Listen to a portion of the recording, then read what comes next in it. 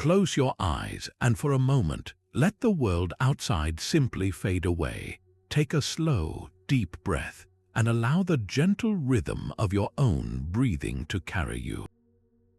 We are leaving behind the noise of the present, the bright screens and endless lists, and traveling instead to a place of golden dusk and whispering sands. We're journeying back, far back, to the most legendary trading route the world has ever known, the Silk Road. It wasn't a single road, but a sprawling, intricate web of pathways, a river of humanity flowing between empires. For centuries, it was the vibrant artery of the world, where caravans laden with silk, spices, and jewels moved like a slow, deliberate pulse across the continent. But the true treasure of the Silk Road was never just the goods that changed hands. It was the secrets that traveled with them, hidden in the folds of a merchant's robe or whispered around a flickering campfire under a blanket of stars. These are the forgotten tales, the echoes of lives lived in pursuit of fortune, faith, and knowledge. They are the mysteries that the desert winds have patiently guarded for 1,000 years. Tonight, we invite you to let your mind wander into that ancient landscape. Picture the soft, shifting dunes under a sky so vast and clear the stars feel close enough to touch. Hear the distant, melodic chime of camel bells, a soothing sound that marked the passage of time for countless travelers. Smell the faint, fragrant scent of sandalwood and exotic spices carried on the evening breeze. This is a space for you to relax completely, to release the tension of the day and surrender to the pull of history. We are not just learning about the past, we are stepping into it, becoming silent companions to those who walked these paths long ago. Their hopes, their fears, their astonishing journeys, they are all waiting here, suspended in time, ready to be rediscovered in the quiet of your own imagination. So, find a comfortable position, let your muscles go soft, and give yourself permission to simply listen. As we begin to trace the winding routes of the Silk Road, we will uncover its hidden secrets together. We will meet the shadowy figures who shaped its destiny and explore the silent, ruined cities that hold their untold stories. This is more than a history lesson. It is an invitation to experience the profound human drama of connection and discovery that defined an era. Allow the cadence of the narrative to carry you, as effortlessly as a desert caravan carried its precious cargo into a deep and restorative sleep, surrounded by the timeless whispers of the ancient world. And so our journey along this ancient path begins with a mystery as vast and unforgiving as the landscape itself, the Taklamakan Desert. This was the crucible of the Silk Road, a sea of sand so immense and treacherous that its very name is said to mean place of no return. Its dunes were not static, they were living, breathing entities shaped and reshaped by the will of the wind, swallowing paths as quickly as they were made.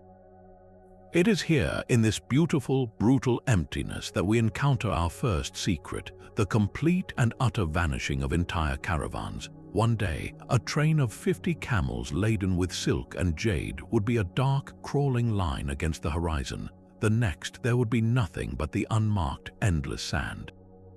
No wreckage, no bones, no sign of the dozens of men, women, and animals who had simply ceased to exist. For the few who survived crossings, the desert itself seemed to speak of the danger. They told stories of the singing dunes, great mountains of sand that would emit a low, humming groan, a deep bass note that vibrated through the earth and air when the sand shifted. This eerie, natural music was both a warning and a lament, a sound that could guide a lost traveler or signal an impending, catastrophic shift in the dunes. Some believed it was the voice of the desert spirits, displeased and hungry. Others thought it was the ghosts of the vanished, their final cries forever trapped within the grains of sand. This auditory phenomenon added a layer of supernatural dread to the very real, physical perils the travelers faced. So what became of these lost caravans? The most common and terrifying theory points to the desert's sudden, violent sandstorms. These were not mere gusts of wind, but towering, suffocating walls of dust and sand that could blot out the sun in minutes. A caravan caught in such a maelstrom would be disoriented, blinded, and buried within hours, the relentless dunes sculpting a seamless tomb over them, hiding all evidence for centuries. Yet there is another, more haunting possibility: the role of the hidden oases. These life-giving pools of water, surrounded by a ring of stubborn green, were the only reason the Silk Road was possible at all. But the Taklamakan was a shifting chessboard, and the water beneath it was a fickle player. An oasis that had sustained generations of travelers could, without warning, simply sink back into the earth, its water source diverted by some subterranean whim. A caravan relying on that single, marked point on their map would arrive to find only a basin of cracked, dry clay, their fate sealed by a geographical betrayal. Their supplies exhausted, they would have ventured deeper into the sands in a desperate and ultimately futile search for the next source of water that was no longer there. Their disappearance would then be total, a quiet tragedy erased by the very landscape that had once promised salvation. Out of this history of silent vanishings grew a legend, a story so persistent it was whispered from the bazaars of Samarkand to the palaces of Chang'an. It is the tale of the ghost caravan. They say that on certain nights, when the moon hangs as a perfect, luminous pearl in the clear desert sky, the veil between the past and present grows thin over the Taklamakan. It is then that the lost caravan makes its appearance. It does not travel with the clamor of the living. Its approach is heralded first by a sudden, inexplicable chill that descends upon the warm night air, a cold that has nothing to do with the wind and everything to do with a profound and ancient sorrow. Then comes the sound, the faint, ethereal tinkling of camel bells, so distant it seems to be coming from another world altogether. It is a hollow, mournful melody, an echo of a journey that never found its end. As the story goes, if you are quiet and still, you might see them materialize from the shimmering moonlight itself. A line of spectral camels, their forms slightly translucent, moving with a slow, weary grace across the crest of a dune. They are laden with shadowy bundles of silk and sacks that appear to be filled with glittering dust. And walking beside them are the merchants and guards, their features blurred and indistinct, their mouths forever closed. They are silent, save for the soft crunch of their feet on sand that somehow makes no impression.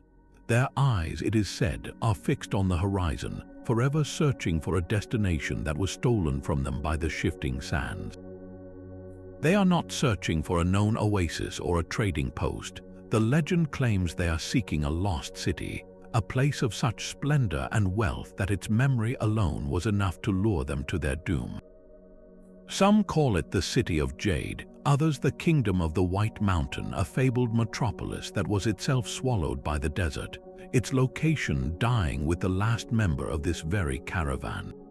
So now, in death, they are condemned to an eternal quest, forever circling the dunes in a futile attempt to complete a transaction that was never made, to deliver their goods to a ruler who has been dust for 1,000 years.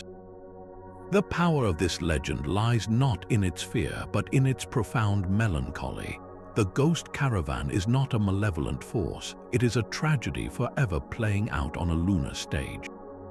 It is the memory of ambition frozen in time, a reminder that for every successful merchant who returned with riches, there were countless others whose stories ended not with a period, but with an endless, silent ellipsis. The chill in the air is the residue of their stolen futures, and the faint bells are the sound of promises left unfulfilled, ringing softly across the centuries, a haunting lullaby from a world that time forgot. Leaving the haunting silence of the ghost caravan behind, we move from the emptiness of the desert to a different kind of mystery, one preserved not in sand but on paper. Imagine a small, windowless room in a bustling caravanserai, the air thick with the intoxicating aromas of 100 different spices. Here, by the flickering light of an oil lamp, a merchant meticulously records his transactions in a leather-bound ledger. To any casual observer, it would appear to be a simple list of goods and prices, but this particular book, known to history only as the Spice Merchant's Ledger, was something far more extraordinary. It was a map in disguise, a key to the most valuable secret on the Silk Road, the hidden pathways to wealth. Spices were not merely luxury items, they were a form of concentrated power.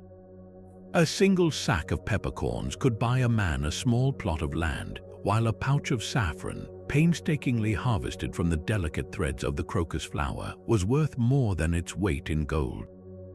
These spices traveled thousands of miles from their places of origin, and the merchants who controlled their flow guarded their sources with a possessiveness that rivaled any state secret. Revealing the exact location of a cinnamon grove in Sri Lanka or a peppercorn vine in the Malabar coast would be commercial suicide. This is why the ledger was written in a complex, layered code. The code itself was a masterpiece of mercantile ingenuity. It worked on several levels at once. First, there were the obvious substitutions. The ledger never used the common names for spices. Instead, saffron might be referred to as red gold, while pepper could be listed as black pearls. Cities were not named, but described by their most famous exports or a local legend. But the second layer was far more clever. The numbers, the quantities, and prices were also part of the cipher. A listed price of 15 silver coins for a unit of cloves was not the true price, it was a coordinate. The number 15 might indicate the 15th day's journey from a known landmark, while the unit of measurement itself, a bag versus a chest, could signify the direction north or south. The ledger was not just an account book, it was a set of sailing directions and a geographical puzzle, all woven seamlessly into what looked like a routine inventory. For centuries, these coded texts were dismissed as eccentric bookkeeping or the idiosyncratic notes of individual traders. It is only in recent decades, with the aid of computational linguistics and cross-referencing with archaeological site data, that historians and cryptographers have begun to untangle their true meaning. Modern attempts to decipher them involve feeding the symbols and patterns into sophisticated algorithms, searching for repetitions and correlations against known trade routes. The breakthrough often comes from finding a Rosetta Stone, a rare document where a merchant, perhaps on his deathbed, left a partial key, a single decoded entry that unlocks the pattern for an entire section. Each decoded page is like recovering a lost piece of a continent, revealing not just a trade route, but an entire hidden network of exchange that operated in the shadows of the main Silk Road. What were these merchants hiding? They were protecting access to secret markets and unofficial ports that allowed them to bypass official tax collectors and the monopolies of powerful empires. The ledger might point the way to a secluded cove on the Arabian Sea where a Howe waited to load its cargo away from prying eyes, or to a mountain pass in the Hindu Kush known only to a handful of local guides. These alternate routes were the lifeblood of independent merchants, giving them the edge needed to compete with the vast state-sponsored caravans. The value locked within the coded lines of the Spice Merchant's Ledger was not just the location of spices, but the blueprint for a clandestine global economy, a testament to human cleverness in the relentless pursuit of commerce and connection. Within this intricate cipher, one section stands out for its legendary status and notorious difficulty, the portion scholars have come to call the Saffron Code. This was not merely a set of directions, it was the guarded heart of a global monopoly, a secret so potent it could elevate a merchant family to the status of kings and doom their rivals to obscurity. The cultivation of the saffron crocus is a painstaking process, requiring the careful hand harvesting of tens of thousands of delicate purple flowers to yield a single pound of the precious crimson threads. Its journey from a sun-drenched field in Persia or Kashmir to the bustling markets of Constantinople and Rome was a perilous gamble against time, weather, and bandits. The families who cracked the Saffron Code didn't just know a path, they possessed a complete, clandestine system, a blueprint for moving the world's most valuable spice with an efficiency and secrecy that baffled their competitors. The code itself was a multi-layered masterpiece of deception. On the surface, the ledger entries appeared to discuss mundane goods. A shipment of pomegranate seeds might in fact refer to the saffron threads themselves, their vivid color and high value cleverly disguised. But the true genius lay in the spatial and temporal instructions woven into the numbers. An entry reading 200 units of pomegranate seeds, arriving on the third moon of the monsoon season, at a price of 97 silver dinars, was a dense packet of information. The number 200 could signify the distance in farsakhs, a Persian unit of measurement from a specific, unmarked caravanserai. The third moon was a precise date, calculated on a lunar calendar to avoid the worst of the seasonal rains that could ruin the delicate spice. And the price, 97, was not a random figure. It was a bearing. Using an ancient navigational system based on the stars, 97 degrees from a known mountain peak would point the caravan toward a hidden mountain pass, safe from the main routes where imperial tax collectors lay in wait. This secret network generated wealth on a scale that is almost unimaginable. A single successful shipment could fund the construction of an entire palace or a small fleet of trading ships. The families who controlled this trade lived in opulent compounds, their homes filled with art and treasures from across the known world. They financed armies, influenced royal politics, and their patronage could make or break a city's economy. Their power was not displayed in public conquests, but in the quiet, unassailable control they held over a commodity that was in constant, desperate demand. In the courts of Europe, where a pinch of saffron could elevate a meal from common to royal, these distant merchants held a subtle but profound influence over culture and cuisine, all orchestrated through the symbols in their private books. Of course, such immense wealth and power did not go unchallenged. The saffron code was a secret worth killing for, and the history of its guardians is stained with blood. Rival merchant houses employed spies whose sole purpose was to infiltrate a family's inner circle and steal a single glance at the ledger.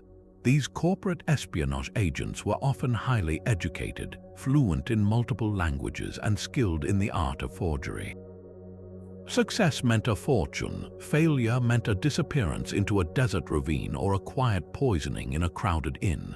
More dangerously, the very empires whose taxes were being circumvented eventually took notice. Royal agents armed with the authority of a sultan or an emperor would sometimes invite a merchant to a private audience, applying immense pressure to reveal the routes. Some merchants broke under torture, their secrets spilling out and disrupting the delicate monopoly for a generation.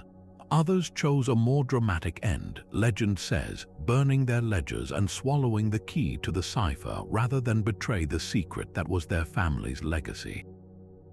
The Saffron Code was not just a set of directions, it was a covenant, a burden passed from father to son with a solemn oath, its protection a matter of familial honor and survival.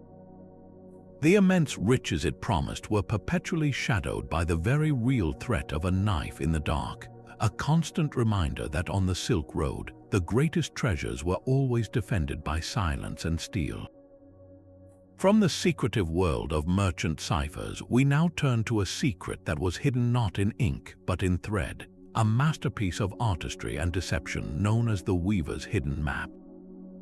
Imagine a vast, breathtaking tapestry, perhaps hanging in the audience hall of a powerful khan or rolled carefully in the treasure chest of a wealthy noble. To the untrained eye, it is a magnificent scene of a mountain paradise, sprawling mulberry trees, snow-capped peaks, and a winding river rendered in shimmering threads of silk. The colors are impossibly vibrant, a testament to the weaver's skill. Yet, this was far more than a beautiful decoration. It was a functional, tactile guide to one of the Silk Road's most coveted secrets, the location of a mythical valley said to be home to a rare and extraordinary breed of silkworm. This was no ordinary silkworm. The common Bomix mori produced the fine, white silk that fueled the bulk of the trade. But legend spoke of a rarer creature, one that thrived high in the mist-shrouded mountains of Central Asia, feeding on a specific, elusive variety of wild mulberry. The cocoons spun by these silkworms were said to yield threads with a natural, lustrous gold sheen, a color that required no dye and was impervious to fading. Silk woven from these threads was the ultimate luxury, a fabric literally spun from sunlight and myth, desired by emperors and caliphs alike. The location of this valley was a secret so valuable that simply writing it down was considered an unacceptable risk. So, the knowledge was encoded into the very art that the secret produced. The tapestry's map was not meant to be read with the eyes alone, but with the fingertips. The weaver used different weaving techniques to create a coded topography. A path was not drawn as a line, but felt as a subtle ridge of thicker, raised threads woven in a technique known as kesi or cut silk. A river was not just blue silk, but a section of incredibly smooth, satin-stitched threads that felt cool and fluid to the touch. Most ingeniously, the specific types of knots used on the reverse side of the tapestry, completely invisible from the front, corresponded to specific landmarks. A complex knot with 5 loops might represent a group of 5 distinctive pine trees mentioned in oral instructions. A flat, square knot could signify a large, blocky boulder that served as a turning point. To read the map, one had to slowly, methodically trace the raised and textured pathways on the back of the tapestry with their hands, following the tactile narrative from the starting border to the hidden destination nestled in the center of the cloth. The symbolism woven into the pictorial design provided the final layer of the key. The imagery was not arbitrary. A leaping silver carp in the river wasn't just a decorative element, it indicated a safe, shallow fording point. A falcon embroidered soaring over a particular mountain peak served as a compass, its beak pointing perpetually north. The number of blossoms on a stylized mulberry tree might indicate the number of days travel to the next major landmark. Only someone who possessed the oral tradition, the legend passed down from master weaver to a single, chosen apprentice, could correctly interpret the visual symbols in conjunction with the tactile clues. This dual-layered system ensured that even if a rival gained possession of the tapestry without the oral key, it would remain nothing more than a beautiful, enigmatic work of art. The creation of such a tapestry was an act of immense devotion and patience, taking a single master weaver and their assistants years to complete. It was a legacy object intended to preserve a family's or a guild's most valuable asset across generations. The map's existence speaks to a profound understanding of secrecy in a world where written words could be stolen and decoded. By embedding the directions within a functional yet priceless artwork, the secret gained a layer of protection. It was hidden in plain sight, its true purpose accessible only to those initiated into its tactile and symbolic language. The gentle rustle of the silk as fingers traced its hidden paths was the sound of a fortune being passed from one generation to the next, a silent, textured whisper guiding the way to a valley where golden threads were spun by creatures of myth. Nestled deep within the labyrinthine foothills of the Pamir Mountains, a range so ancient its peaks seemed to scrape the underside of heaven, the legend places the Valley of the Golden Cocoons. This was no ordinary sanctuary. It was described in hushed tones as a place where the very air seemed to shimmer, a secluded basin where nature itself had perfected the art of silk.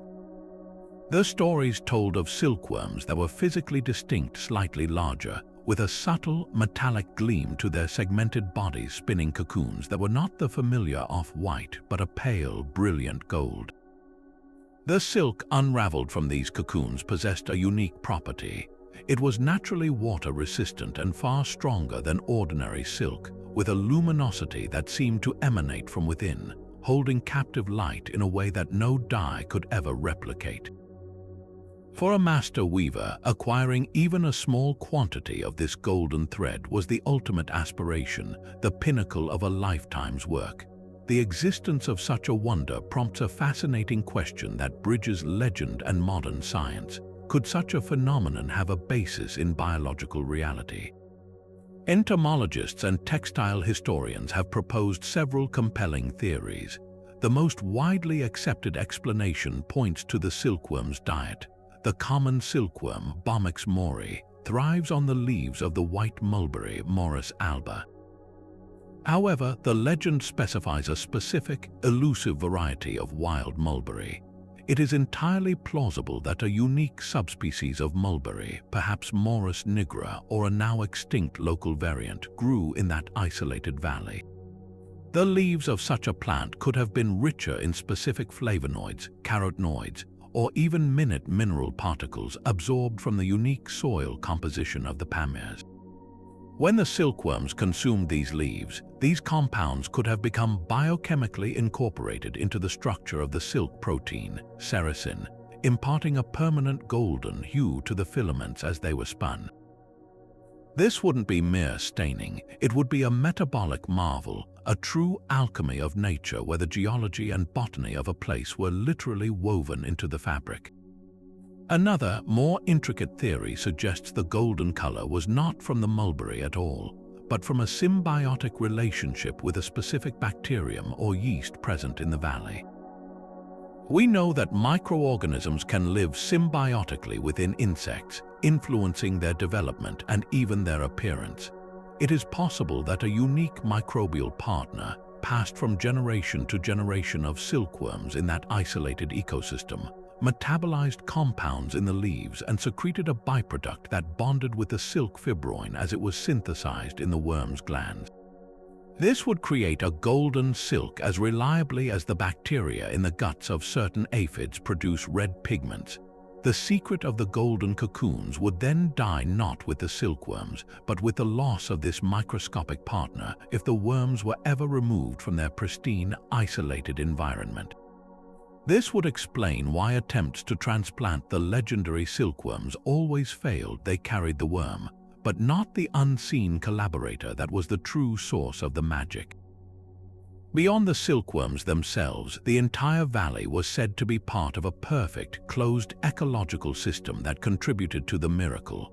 The legends often speak of a warm, geothermal spring that fed the valley's river, keeping the microclimate temperate even when the high mountain passes were choked with snow. This constant, gentle heat would have been ideal for the silkworms, potentially allowing for more generations per year and influencing the metabolism that produced the golden thread.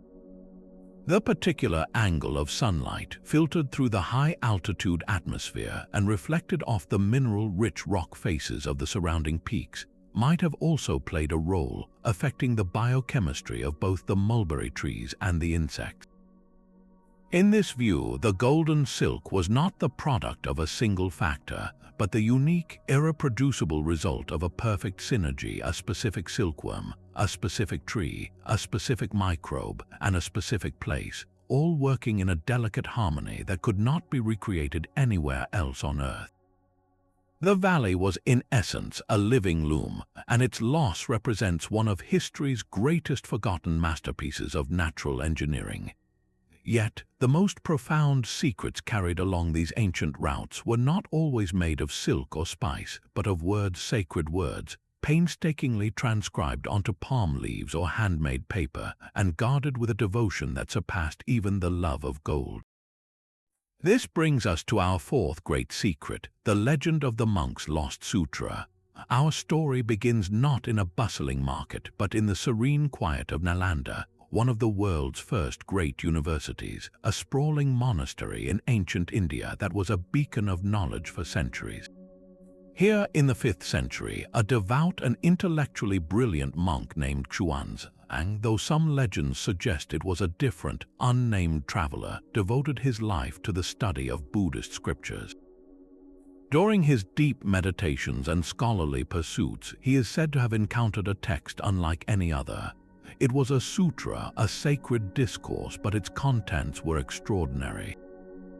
While it began with the traditional teachings on compassion and the nature of reality, it then diverged into esoteric territories, detailing complex formulas for spiritual alchemy and breathtakingly accurate celestial maps that charted the movements of planets with a precision that seemed impossible for the era.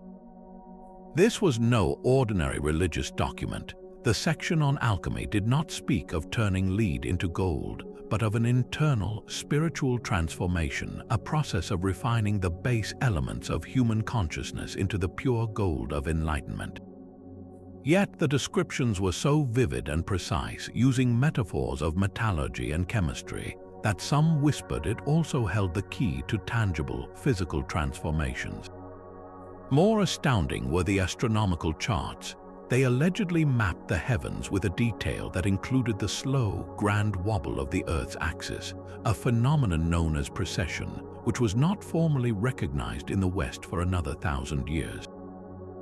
This sutra was a bridge, a text that suggested a profound and forgotten connection between the inner universe of the spirit and the outer cosmos of the stars.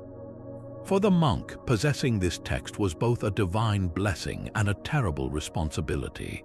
He knew such revolutionary knowledge could not remain in one place. It had to travel, to be shared with the great centers of learning in China. And so he committed the entire lengthy text to memory, a monumental feat of mental discipline, and began the most dangerous pilgrimage of his life, the journey across the Himalayas on the Silk Road. His journey was an epic in itself, a trial against the raw power of nature. He traversed the bone-chilling passes of the Hindu Kush, where the thin air threatened to steal his breath and his consciousness. He forded raging, glacier-fed rivers that tugged mercilessly at his robes. He evaded the bands of brigands who preyed on lonely travelers, seeing his apparent poverty and missing the immense treasure he carried within his mind. For years he walked, surviving on the charity of small villages and the sanctuary of remote monasteries, his body growing weaker but his resolve hardening like steel. The sutra was his constant companion, not as a physical scroll, but as a living, breathing recitation he would murmur to himself with each step, the rhythm of the sacred words keeping time with the beating of his heart. He was not merely a traveler, he was a living library, a vessel for a wisdom that felt as fragile and precious as a single flame in a vast, windy darkness.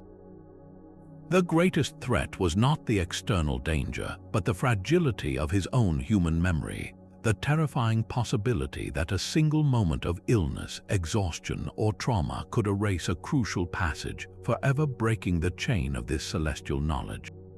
After nearly a decade of unimaginable hardship, the monk finally reached the safety of the Chinese imperial court. He was received as a hero, a scholar of unparalleled dedication. He immediately set to work, transcribing the entire sutra from memory onto fine paper, his brush strokes giving physical form to the verses he had carried across continents. For a time, the sutra was studied, revered, and copied. It influenced the development of esoteric Buddhist schools and sparked debates among court astronomers. But then, as dynasties rose and fell, as wars swept across the land and libraries were put to the torch, the physical copy of the sutra vanished from the historical record. It simply disappeared, leaving behind only echoes in other texts, a commentary that referenced its unusual astral charts, a fragment of a poem that alluded to its alchemical metaphors. The original was gone, and with the monk long since passed, the direct line to its full, unfiltered knowledge was severed. It became the ultimate ghost in the machine of history, a text whose shadow proved it once existed, but whose substance had been utterly lost to time. The mystery of its final resting place has captivated historians and treasure hunters for centuries. There are several compelling theories, each more tantalizing than the last. The most prominent suggests the sutra was hidden for safekeeping in the famous Mogao caves, also known as the Caves of the Thousand Buddhas near Dunhuang. This was a vast library complex carved into a desert cliff face, a sanctuary for tens of thousands of manuscripts. In the early 20th century, a sealed chamber was discovered there, containing a breathtaking hoard of documents that had been walled up for 1,000 years. While this discovery included countless Buddhist texts, the specific sutra we seek was not identified among them.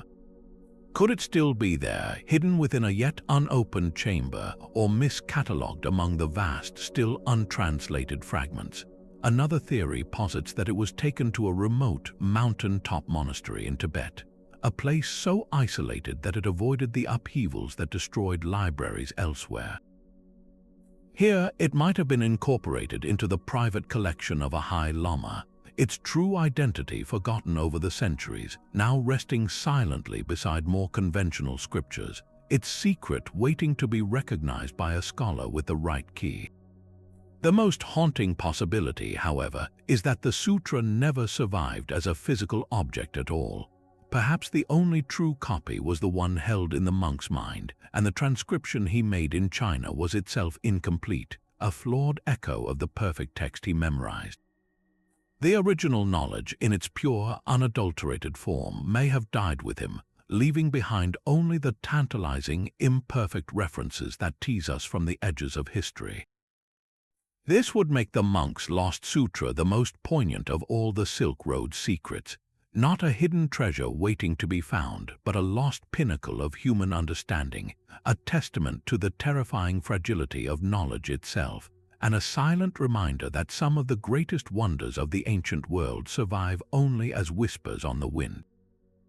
The truly revolutionary aspect of the monk's lost sutra, the part that truly separates it from other sacred texts, lies not in its spiritual guidance but in the cryptic, almost scientific instructions embedded within its verses.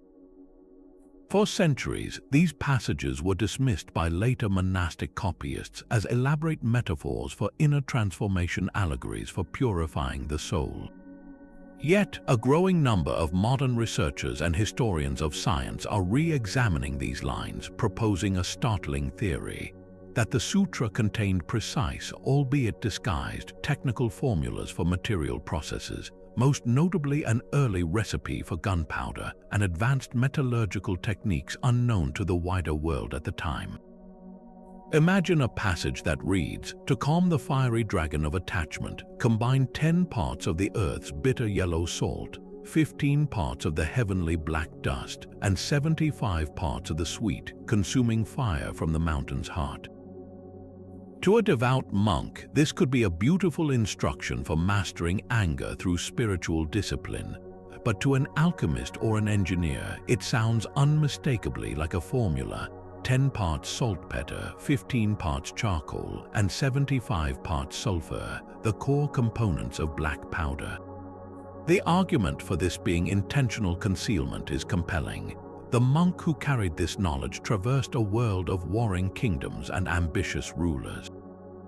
He would have understood with terrifying clarity that a recipe for a substance that could produce thunder and fire would be far more sought after by warlords than a discourse on enlightenment. The spiritual framing was therefore the perfect camouflage. It protected the knowledge from those who would misuse it, ensuring it would only be seriously contemplated by those who had already committed to a path of deep study and non-violent intent. The sutra didn't just hide the formula in metaphor, it inverted its purpose. What could create a destructive explosion was presented as a method for achieving inner peace, a brilliant act of intellectual misdirection that allowed the information to travel safely for generations. Hidden in the most obvious place imaginable, a religious text copied and revered in monastery libraries across Asia. This leads us directly into a fierce and fascinating debate among historians. One camp, the pragmatists, argues that the concealment was absolutely deliberate and strategically brilliant. They point to the undeniable fact that the first confirmed recipes for gunpowder do indeed emerge in Chinese Taoist alchemical texts from the subsequent Tang dynasty, not long after the period when the sutra would have been transcribed. The similarities in the ingredients and their poetic descriptors are for them too strong to be coincidental. They see the sutra as a missing link, a vessel that carried a potentially dangerous technological seed from one center of learning to another, wrapped securely in a spiritual narrative to ensure its survival. The knowledge wasn't lost, it was successfully delivered and then slowly decoded by alchemists in their quest for immortality elixirs, who stumbled upon its explosive properties while following the sutra's veiled instructions. Opposing them is the skeptical school of thought. these scholars urge caution, warning against the temptation to retrofit modern scientific understanding onto ancient spiritual texts. Their central argument is that without a physical copy of the sutra, we are dealing with echoes of echoes. The descriptions we have from secondary sources are themselves interpretations. Could it be, they ask, that later readers who are already familiar with early gunpowder simply reread the old metaphors and interpreted them through their new understanding? In this view, the sutra may have genuinely been discussing only internal alchemy, using the language of the day, and the connection to material science is a classic case of historical hindsight bias. The debate is further complicated by the independent development of complex metalworking in different parts of the world. A passage interpreted as a formula for creating a superior grade of steel might simply be a beautiful, if obscure, description of a spiritual refinement process, and any resemblance to actual metallurgy is purely accidental. Perhaps the most compelling resolution lies not in choosing one side over the other, but in embracing a more nuanced understanding of how ancient knowledge was categorized. The modern distinction between science, religion, and philosophy is a recent invention. In the world of the Silk Road, these disciplines were intertwined strands of a single quest for understanding. An alchemist seeking to purify lead into gold was also, on a symbolic level, seeking to purify his own base nature into a golden state of enlightenment. The physical process and the spiritual process were two aspects of the same universal principle. Therefore, the monk who transcribed the sutra may not have seen himself as concealing a gunpowder recipe within a spiritual text. He may have genuinely believed he was recording a single, profound truth that operated simultaneously on both the material and spiritual planes. The formula for a powerful chemical reaction was, in his worldview, equally a formula for a powerful psychological transformation. The secret was not in the hiding, but in the holistic nature of the knowledge itself, a unified theory of reality that we, in our specialized modern world, have largely lost the ability to read. This makes the loss of the sutra all the more profound, for we didn't just lose a recipe or a prayer. We lost a window into a complete and sophisticated way of seeing the universe, where the journey of a soul and the reaction of chemicals were part of the same magnificent coded dance. Far from the scholarly debates over ancient texts, deep in the heart of the Turkestan desert lies a secret that belongs wholly to the land itself, a whispered legend among the hardiest of caravan guides known as the Oasis of Seven Wells. This was not a place one could find by looking at any map, no matter how detailed or ancient. Its location was passed down through generations in an unbroken oral tradition, a set of instructions so precise and yet so reliant on natural landmarks that they were useless to anyone but a native of the sands. The oasis was said to appear only when the sun hung at a specific, blinding angle in the late afternoon, its reflection on a particular rock formation creating a mirage-like gateway that would guide the worthy to its hidden entrance. To all others, it remained invisible, just another patch of barren, wind-swept rock. Those few travelers who claimed to have found it spoke of a sight that defied the harsh logic of the desert. Instead of a single, life-giving pool, they described a perfect, small circle of 7 distinct wells, each carved from a different type of stone-black basalt, milky quartz, red sandstone, and arranged with an uncanny symmetry that suggested this was no natural accident, but a place shaped by a forgotten, intelligent hand. The true marvel, however, was not the well's appearance, but the water they held. According to the legends, each of the 7 springs possessed a unique and powerful property. The first was said to be a water of pure healing, capable of cleaning wounds and curing fevers that had baffled every physician. The second was its absolute opposite, a clear, cool liquid that was fatally poisonous, a cruel deception in a landscape where water meant life.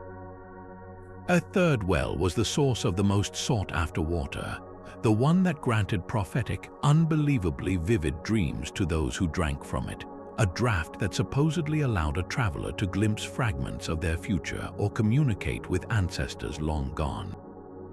The accounts of these properties were not just campfire tales. They were recorded in the travelogues of a handful of credible, albeit mystically inclined, medieval explorers. One Persian geographer wrote of a wounded soldier in his party who was near death from an infected arrow wound. After being given water from the healing well, his fever broke overnight, and the wound closed with a speed that astonished everyone. In the same account, he mournfully noted the fate of a camel that had drunk from a neighboring well, succumbing to a swift and painless paralysis within minutes. The most consistent reports, however, surround the dream well. Merchants spoke of drinking from it and then dreaming with such clarity that they received visions of bandit ambushes further down the route, allowing them to change course and save their cargo. Others described dreams of lost loved ones who delivered specific, verifiable messages, or of solving complex business disputes in their sleep with a wisdom that eluded them while awake. These stories cemented the oasis's reputation as a place of both immense peril and unimaginable boon, where a single misstep at the water's edge could mean the difference between salvation and a silent death. From a modern geological perspective, the legend of the Oasis of Seven Wells is not as far-fetched as it might initially seem. It presents a fascinating puzzle that science can begin to unravel. The core concept of multiple wells with chemically distinct waters in close proximity is entirely plausible. This phenomenon occurs in areas with complex hydrogeology, where an aquifer is fractured by multiple isolated fault lines. Each fault can tap into a different water source deep underground, with water that has traveled through different layers of rock and mineral deposits, acquiring a unique chemical signature on its journey. The healing well, for instance, could have been a spring rich in lithium or magnesium salts, minerals known for their anti-inflammatory properties and ability to reduce fever. It might have also contained a high concentration of dissolved sulfur, which has natural antibacterial qualities that could cleanse a wound with remarkable effectiveness. The poisonous well is the easiest to explain scientifically. In desert regions, groundwater can sometimes seep through layers of rock rich in toxic elements like arsenic, lead, or mercury. Alternatively, the water could have been contaminated by alkaloids from the roots of a specific, rare desert plant that grew only near that particular well, leaching a natural toxin into the water supply. The most captivating well, the one that granted vivid dreams, also has a potential chemical basis. There are several natural psychoactive substances that could induce powerful, dream-like states. Water flowing through soil containing specific neurotoxic fungi, like ergot, could absorb alkaloids similar to those used in ancient mystery rites. Another strong possibility is that the water was high in dissolved calcium or lithium salts. Lithium is a well-known mood stabilizer that can also profoundly affect dream vividness and recall. A traveler, dehydrated and physically exhausted, drinking this mineral-rich water would be uniquely susceptible to its psychoactive effects, experiencing a dissociative or highly imaginative state that they would interpret as prophetic dreaming. The greatest mystery, therefore, may not be the properties of the waters, but the arrangement of the wells themselves, their precise circular formation, and the use of different stones for each casing point to a deliberate, ancient engineering project. This was likely the work of a lost civilization, perhaps the Tucharians or another early desert culture that possessed a sophisticated, empirical understanding of hydrogeology and natural pharmacology. They could have discovered this unique cluster of springs and, recognizing their power, constructed the wells to demarcate and protect each source, turning a natural wonder into a controlled sanctuary.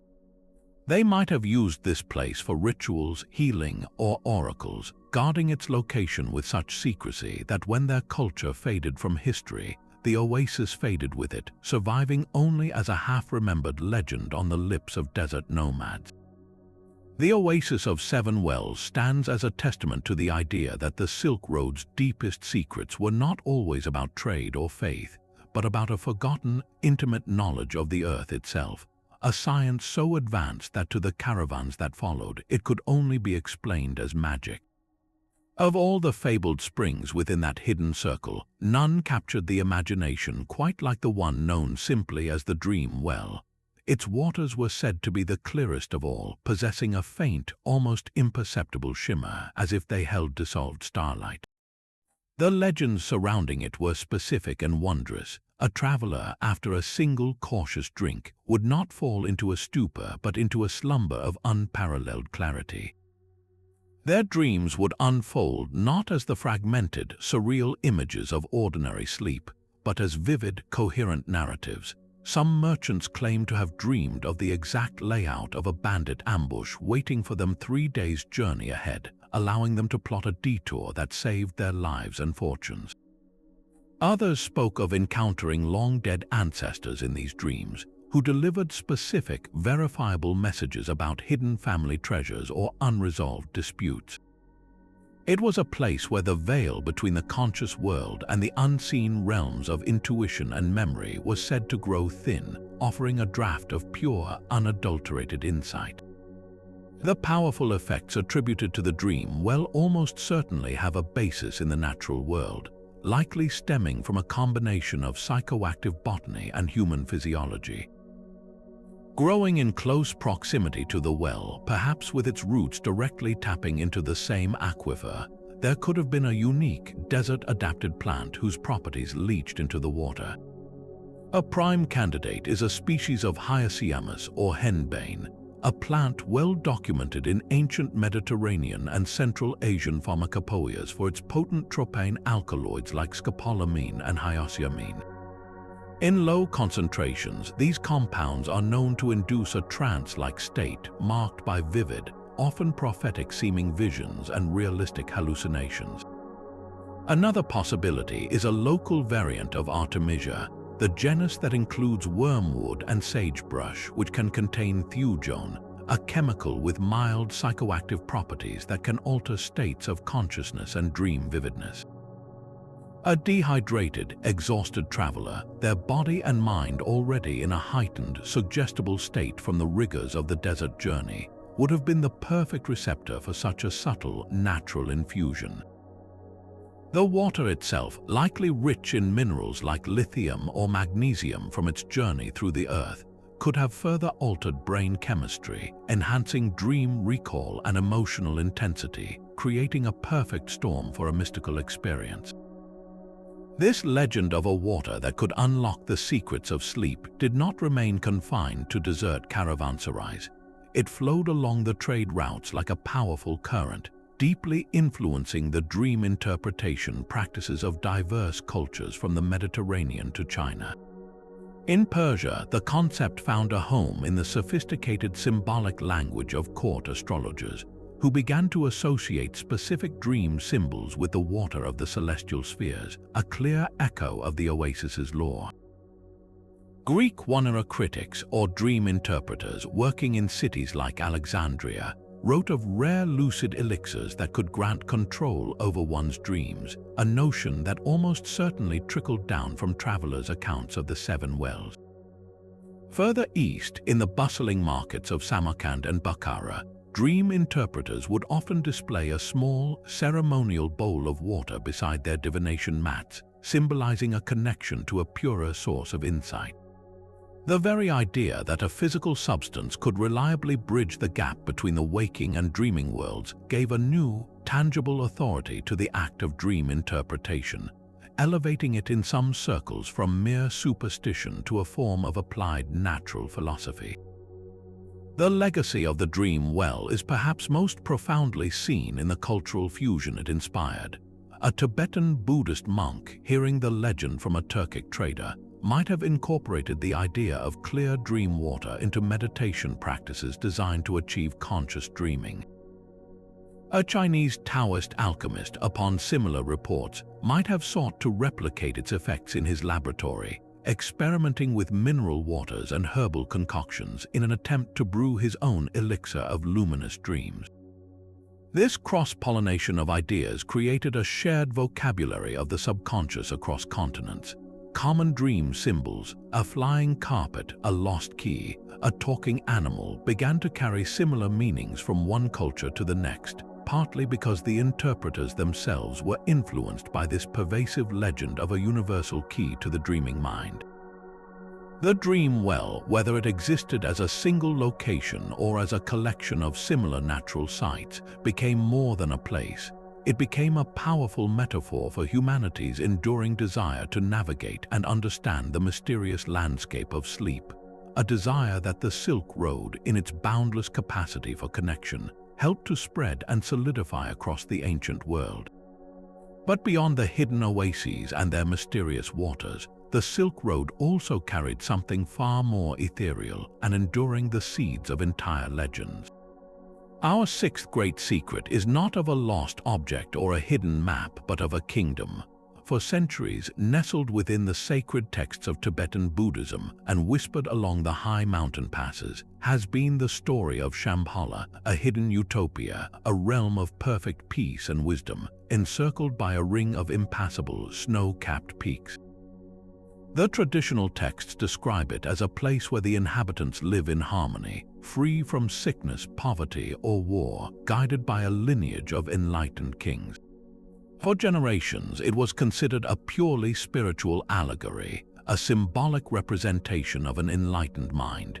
Yet, a compelling thread of historical inquiry suggests that this powerful myth may have been born from a confluence of very real travelers' tales and the geography of the trade routes themselves. The echoes of Shambhala, it seems, might have first been heard in the caravanserais and market squares where merchants from every corner of the world exchanged stories as readily as they traded goods. Picture a weary merchant having just crossed the terrifying heights of the Karakoram or the Pamir ranges, warming his hands by a fire in a Kashgar inn. He would tell of remote, lush valleys he had glimpsed from a distance, verdant and impossibly green against the stark grey rock, accessible only through a single, easily defended pass. He would speak of isolated communities he had traded with, where the people, shielded from the constant warfare of the plains, seemed to live in a state of remarkable placidity and prosperity. These were often oasis towns or fortified monasteries that had achieved a degree of self-sufficiency and cultural cohesion unheard of in the turbulent outside world. A merchant from India might chime in, adding tales from his own homeland of the mythical kingdom of Kalki, a future paradise where a final king would restore righteousness.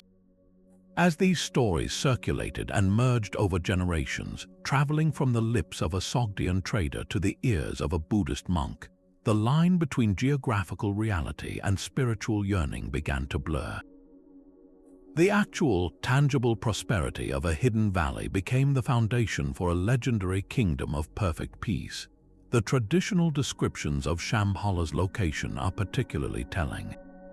Ancient texts describe it as being north of the river Sita, which some scholars have identified with the Tarim River, a vital artery of the southern Silk Road flowing through the Taklamakan Desert. The path to Shambhala is consistently depicted as incredibly difficult, fraught with natural barriers and illusory visions meant to turn back the unworthy, a perfect metaphor for the very real perils of crossing the Himalayas or the Tian Shan Mountains. The kingdom itself is said to be shaped like an 8-petaled lotus, a configuration that intriguingly matches the geographical layout of certain high-altitude valleys in the region, where central settlements are surrounded by radiating ridges. It is not difficult to see how a monk, listening to a merchant's account of a circular, fertile valley in the heart of the roof of the world, might begin to map a spiritual ideal onto a physical place, transforming a traveler's waypoint into a celestial abode. The legend was supercharged by a specific and powerful text that traveled the Silk Road, the Kalachakra Tantra, or the Wheel of Time teachings. It was in the 10th century that this complex system of philosophy and meditation is said to have been introduced from the mystical land of Shambhala itself. The Kalachakra presents a detailed prophecy that Shambhala will one day play a central role in a great final battle against the forces of darkness, after which a golden age will dawn. This narrative gave the myth an urgent millennialist energy. For Buddhists living in times of invasion and political chaos, which were frequent along the volatile Silk Road, the idea of a hidden kingdom of enlightened warriors waiting to restore balance to the world was an immensely powerful and comforting thought. It was a spiritual resistance, a promise that no matter how bleak the present seemed, a source of pure wisdom and power was preserved in a secret, inaccessible sanctuary biding its time. This fusion of geography, merchant lore, and profound scripture created a myth so compelling that it transcended its Buddhist origins, evolving and adapting as it moved west. The idea of a wealthy, hidden kingdom in the East, ruled by a wise and powerful monarch, began to appear in other cultural contexts. In medieval Europe, it transformed into the legend of Prester John, a mythical Christian king and patriarch believed to rule a vast, utopian empire in the heart of Asia, full of marvels and riches. The descriptions of his kingdom, with its fountains of youth and palaces of crystal, bear a striking resemblance to the earlier descriptions of Shambhala, simply filtered through a Christian worldview. Both legends served a similar purpose. They projected humanity's deepest hopes for peace, order, and spiritual salvation onto a blank space on the map, a terra incognita that the Silk Road had hinted at but never fully revealed. The myth of Shambhala, therefore, is far more than a quaint fairy tale. It is a testament to the power of the Silk Road as a conduit for ideas, a network that didn't just transport silk and spices, but wove together the very dreams of civilizations, creating a shared, hopeful vision of a sanctuary from the world's turmoil, hidden somewhere just beyond the next mountain range. The vast expanse of the Silk Road, particularly its most remote mountain and desert stretches, presented a navigational challenge so immense that travelers could not rely on maps alone, for the land itself was a shifting, treacherous canvas. To find their way to legendary places whispered about in caravanserais, like the purported entrance to Shambhala, these journeyers turned their gaze upward to the one constant in their ever-changing world, the night sky.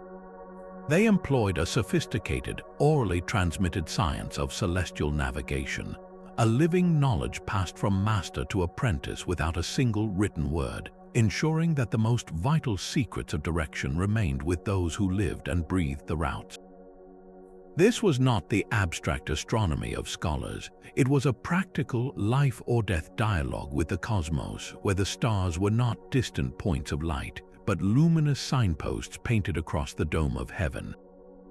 The foundation of this knowledge was a deep, generational familiarity with the circumpolar stars, those faithful sentinels that never set, perpetually circling the celestial pole. For travelers in the Northern Hemisphere, the North Star, or Polaris, was the ultimate anchor, a fixed point of reference in a spinning universe, but finding Polaris was only the beginning. The true art lay in using the constellations around it as a grand, rotating clock and compass. Guides would teach their students to track the position of the Big Dipper's pointer, stars relative to the horizon at different times of night and across the seasons. A specific alignment, such as the tip of the dipper's handle sitting precisely 2 fist widths above a distinctive, jagged mountain peak at midnight, might indicate the correct pass to enter a hidden valley. These measurements were made with the body itself, an outstretched hand, a span of fingers, a fist, creating a personalized and easily accessible measuring tool that required no fragile instruments. The knowledge was encoded in phrases like, "When the swan flies directly overhead and its bright eye shines upon the red rock canyon, you turn your face to the Great Bear's heart," transforming the sky into a narrative map. Beyond simple direction finding, the most advanced practitioners understood the concept of stellar transits and zenith passages. Certain bright stars like Sirius or Vega passed directly over specific latitudes. A navigator heading for a rumored sanctuary in the high Pamirs would know that when a particular brilliant star reached its very highest point in the sky directly overhead, they were at the correct latitude. From that point, the oral tradition would dictate traveling due east or west by following other celestial markers until another sign appeared. This created a celestial grid, a system of longitude and latitude written not on parchment, but in the collective memory of the trading clan. The path to a place as myth-shrouded as Shambhala would not have been a single set of instructions, but a series of these celestial waypoints, a connect-the-dots puzzle sketched in starlight, where missing a single step could mean wandering into a trackless wilderness. The transmission of this knowledge was an act of profound trust and cultural preservation. Around the warmth of a desert campfire, an elder guide would not simply list stars, he would weave their movements into stories, linking them to the legends of the land. The constellation of Orion might become a great hunter forever pursuing a celestial stag across the sky, and the path to a hidden oasis was said to follow the arc of his bow. This narrative method made the complex information memorable and timeless. An apprentice would spend years on these journeys, not just watching the sky, but listening to the stories, internalizing the rhythm of the celestial dance until it became as instinctive as breathing.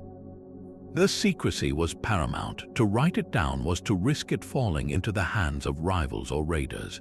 Its power depended on its orality, on being a living stream of wisdom flowing from one generation to the next, ensuring that only those truly initiated into the ways of the road could ever hope to find its most carefully guarded destinations. This deep, celestial connection offers a tantalizing key to understanding the legend of Shambhala itself. The kingdom's description as being accessible only at a specific, auspicious time, or after following an elusive path aligned with certain stars, moves from pure allegory into the realm of practical navigation. The impassable ring of mountains could be a metaphorical description of the sheer mental and physical discipline required to master this astral science. The unworthy who are turned back by illusions could be those who lack the patience or the taught knowledge to correctly interpret the sky's signals, becoming lost in the deceptive topography of the high passes. Perhaps the myth of Shambhala originated not from a single physical kingdom, but from the experience of a few master navigators who, through their flawless understanding of the stars, discovered and returned from valleys of astonishing beauty and peace, their journeys so extraordinary that the destination itself was transformed into a legend. In this light, the quest for Shambhala becomes a quest for ultimate knowledge, not just of a place on earth, but of the intricate, beautiful language of the heavens themselves, a language in which every star tells a story and every story can guide you home. As we move from the celestial myths of Shambhala back to the tangible evidence beneath the sands, we encounter a secret that is not whispered in legends, but lies in silent, breathtaking preservation. This is the mystery of the Lulan beauty, a discovery that fundamentally reshaped our understanding of who walked the Silk Road. In the early 1980s, a Chinese archaeologist working in the fearsome Taklamakan Desert, near the ruins of the ancient kingdom of Lulan, made a find that would send ripples through the historical world. There, in the dry, salty earth, was the body of a young woman. She was not a skeleton but a mummy, so perfectly preserved by the arid desert climate that she seemed merely asleep. Her skin was still soft, her long, flowing hair was neatly braided, and her delicate features with high cheekbones and a slender nose were perfectly intact. She was dressed in fine woolen clothing and a felt hat, and she had been laid to rest with a simple basket of wheat and grains. Carbon dating revealed a stunning truth. She had died nearly 3,800 years ago, centuries before the Silk Road was officially established. The most immediate and startling aspect of the Lulan beauty, and of the hundreds of other Tarim mummies found in the region, is their appearance. They are distinctly Caucasian. With their fair hair, long noses, and tall stature, they look as if they could have come from the steppes of Ukraine or the forests of Central Europe. This was a revelation that overturned long-held assumptions. It proved that thousands of years ago, this region of Central Asia was a melting pot, a crossroads where peoples from the West ventured deep into what is now Western China. These were not mere travelers, they were settlers who established communities, farmed the land, and developed their own unique culture long before the famous East-West trade in silk began. They likely spoke languages from the Indo-European family, and their presence suggests a vast prehistoric network of migration, an exchange that the historical Silk Road would later build upon. The Lulan beauty is not just an individual, she is a representative of a lost world, a testament to human mobility on a scale we are only beginning to appreciate. Yet the kingdom of Lulan, which flourished as a vital oasis stop on the southern Silk Road for centuries, holds a second parallel mystery: its abrupt and total abandonment around the 6th century. Chinese historical records from the Han Dynasty describe Lulan as a bustling, if small, kingdom, a crucial waypoint where caravans could rest and resupply with water before embarking on the terrifying trek across the Taklamakan. Then the records fall silent. By the time the famous Buddhist monk Xuanzang passed through the region in the 7th century, he described Lulan as a completely deserted ruin, a ghost town swallowed by the advancing dune. There were no records of a great battle, no evidence of a mass epidemic, no signs of a sudden, violent end. The people simply vanished, leaving their homes, their tools, and their possessions behind as if they had just stepped out for a moment that stretched into eternity. The prevailing theory that explains this silent exodus points not to human conflict, but to a slow, inexorable environmental catastrophe: climate change. Lulan's existence was perilously dependent on a single, fragile source of water: the Tarim River. This river, fed by meltwater from the distant Kunlun and Tian Shan mountains, was the lifeblood of the entire region. Scientific analysis of sediment cores and tree rings from the area reveals a telling story. Around the time of Lulan's decline, the climate began to shift. The region grew drier, and the glaciers in the mountains that fed the Tarim River likely retreated or produced less meltwater. This had a cascading effect. With less water flowing into the Tarim, the river's course began to change, shifting away from Lulan.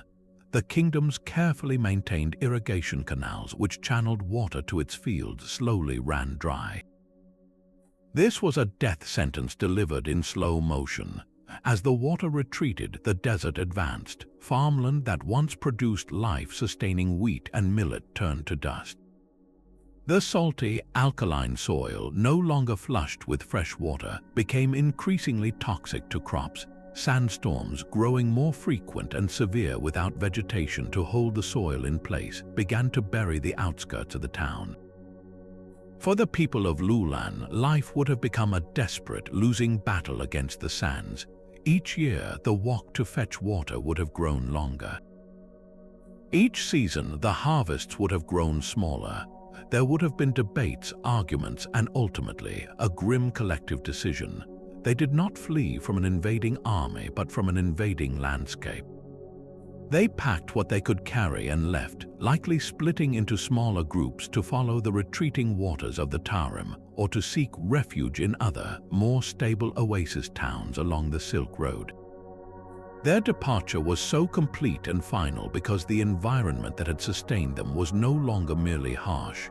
It had become utterly uninhabitable. The desert did not conquer Lulan with a single, dramatic storm, but with a relentless, quiet thirst, reclaiming its own in a whisper of shifting sand. Among the simple, practical items buried with the Lulan beauty, the basket of grain, the warm woolen clothing, archaeologists made one find that resonates with a particularly poignant intimacy. It was not a jewel or a weapon, but a single, narrow wooden slip. Such slips were the common notepaper of the era, two small pieces of wood tied together with a cord, with a message written on the inner surfaces in ink. This particular slip was found near her, still bound shut. The cord had never been untied, the inner surfaces never exposed to the modern air. For nearly 4,000 years, the final words it contained, a personal letter, a list, a last instruction, have remained a secret, locked away just inches from the woman it was meant for. This unread letter is more than an artifact. It is a direct, silent scream from the past, a personal drama frozen at the very moment it was received, forever separating us from the living, breathing story of its owner. We can only speculate about the message sealed within that wooden slip. Perhaps it was a tender farewell from a husband or a father, a loved one who could not be there in her final moments, entrusting his grief and his promises to a piece of wood. It might have contained instructions for her journey into the afterlife, a spiritual guide meant to ensure her safe passage to the next world. Or maybe it was something more mundane, yet equally revealing, a merchant's invoice for a shipment of goods, a note from a trading partner, or a record of a debt owed or paid. This last possibility is especially haunting. It suggests a life abruptly interrupted in the middle of its daily business, a woman who was an active participant in the economic and social life of her community, her story cut short before the transaction of her own life was complete. The fact that it was never opened deepens the mystery. Did she pass away before she had the strength to read it, or did she choose, for reasons known only to her, to carry its unread contents with her into eternity, a private burden or a cherished, unopened gift? This single, unread letter forces us to confront the profound difference between the history we can reconstruct and the human experiences that are lost forever. We can analyze the Lulan beauty's DNA to trace her geographical origins, study the weave of her clothing to understand her culture's technology, and carbon date her remains to place her in a timeline. These are the grand, sweeping facts of history, but the wooden slip represents the personal, the individual, the emotional core that history so rarely captures. It holds the specific worries, the private jokes, the quiet love, and the daily anxieties of a single human being. Its unopened state is a powerful symbol of the ultimate limitation of archaeology. We can uncover the stage and the props, but we can almost never hear the lines of the play. The true story of Lulan is not just in its abandoned buildings, but in the millions of such lost moments. The conversations held in its courtyards, the lullabies sung in its homes, the arguments and reconciliations that defined its people's lives. Consider the person who wrote that letter. They carved those characters with their own hand, mixing the ink, carefully forming each symbol on the rough wood, their mind full of the person who would receive it.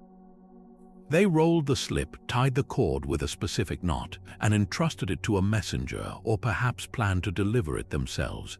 They had no idea that their message would become a timeless enigma, that their personal communication would be pondered by strangers millennia in the future. In a way, the writer achieved a strange, unintended immortality, their voice preserved yet completely silenced, their intention forever hovering in a state of potential, never fulfilled. The unread letter is a testament to all the stories that have vanished not because of a grand catastrophe, but simply through the quiet, relentless passage of time, the gradual erasure of the personal by the impersonal sweep of centuries. The mystery of the letter also intertwines tragically with the larger mystery of Lulan's abandonment. As the town's water source failed and the sands began to encroach, this piece of wood would have been one of countless personal items left behind. But its significance is magnified by its sealed nature. It makes us wonder about the chaos of those final days. Was the recipient of this letter among the last to leave? Did they, in their frantic packing, deliberately choose to bring this one unread message with them, only to succumb to the desert on the journey out, the letter still in their possession? Or was it left behind on a table, forgotten in the panic of evacuation, a small, personal tragedy swallowed by a much larger, environmental one? The unread letter connects the colossal, impersonal force of climate change to the most intimate details of a single life. It reminds us that the fall of a city is not one event, but thousands of individual farewells, thousands of unresolved stories, and thousands of messages that would never be delivered, all carried away on the dry, whispering wind. But for all the grand themes of lost kingdoms and cosmic secrets, the most immediate dangers on the Silk Road were often brutally human. This brings us to our eighth great secret, one that was not buried in sand or encoded in tapestry, but hastily scribbled on paper and carried by a frantic messenger. In the early 20th century, in a ruined watchtower guarding a desolate stretch of the Chinese frontier, a discovery was made that would rip away the romantic veil from the trade routes, a cache of ancient letters written by Sogdian merchants. The Sogdians were the master traders of Central Asia, the lifeblood of the Silk Road, and their personal correspondence provides a raw, unfiltered glimpse into the perilous reality of their world.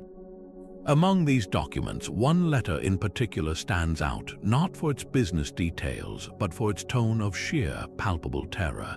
It contains a desperate, cryptic warning that speaks of dangers far more insidious than the natural perils of the desert. The letter, known to scholars as the Ancient Letter II, was written by a Sogdian merchant named Nanai Vandak to his partner back in Samarkand. He describes the situation in the Chinese capital of Luoyang as catastrophic, reporting that the city has been burned and the emperor has fled. But then his message turns even more ominous. He warns his partner to be wary, not just of the obvious bandits, but of something he calls mountain spirits and, even more chillingly, bandits in royal garb. This is not the language of a man afraid of the elements. This is the language of a man who no longer knows whom to trust. The phrase mountain spirits likely refers to the hostile tribes who inhabited the high passes, groups like the Xiong, Nu, or the Hephthalites, who were known to raid caravans. But these were known, quantifiable risks. The true, insidious threat was the second one: bandits in royal garb. This phrase is a masterpiece of coded accusation. A bandit is, by definition, an outlaw, but a bandit wearing the uniform of a king or the insignia of a local governor is something entirely different. This was a direct allegation of state-sponsored corruption and predation. It suggests that the very authorities who were supposed to protect the trade routes, the local garrison commanders, the tax officials appointed by regional kings, the border patrols, were themselves the greatest threat. A merchant caravan would approach a fortified gate or a river crossing, expecting to pay a standard toll and receive safe passage, only to find the soldiers demanding exorbitant, illegitimate fees under the threat of violence. Refusal could mean confiscation of their entire cargo on false pretenses, imprisonment on trumped-up charges, or simply disappearing, their fate blamed on the anonymous mountain spirits the merchant so feared. The historical context of this warning reveals a Silk Road in the throes of political collapse. Nanai Vandak was writing around the year 313, a time when the powerful Han dynasty in China had crumbled, plunging the region into the chaotic era known as the 16 Kingdoms. With the central imperial authority gone, the periphery descended into a free-for-all. Warlords and petty kings carved out their own small domains, and the great cross-continental trade network fractured. For these local rulers, a passing merchant caravan was not the lifeblood of a global economy. It was a mobile treasure chest, an easy source of revenue to fund their endless squabbles and ambitions. The royal garb was a license to steal, and the bandits wearing it were often soldiers whose own pay had vanished with the fallen empire, now turning to extortion to survive. This systemic corruption created a paradox that nearly strangled the Silk Road.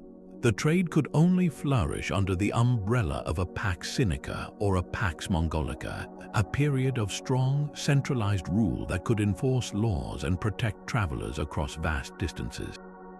In times of fragmentation, that protection vanished. The journey became a gauntlet of mini-kingdoms, each with its own greedy ruler and its own set of arbitrary, unpredictable demands.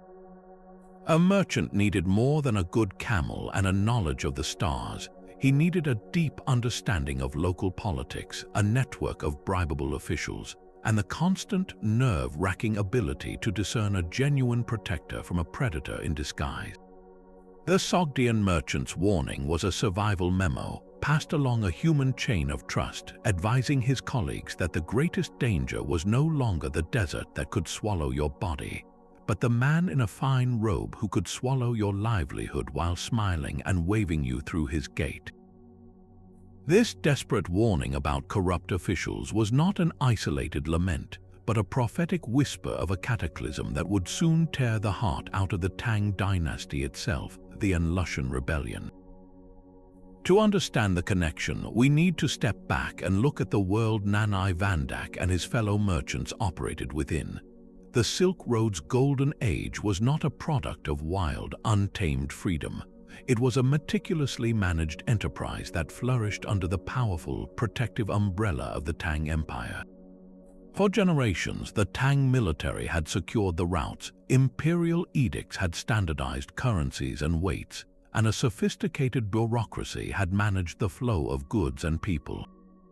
This Pax Sinica created a predictable, if regulated, environment where a merchant from Samarkand could reasonably calculate his risks and potential profits on the long journey to Chang'an. The royal garb was a symbol of this order, a guarantee of safe passage under the law.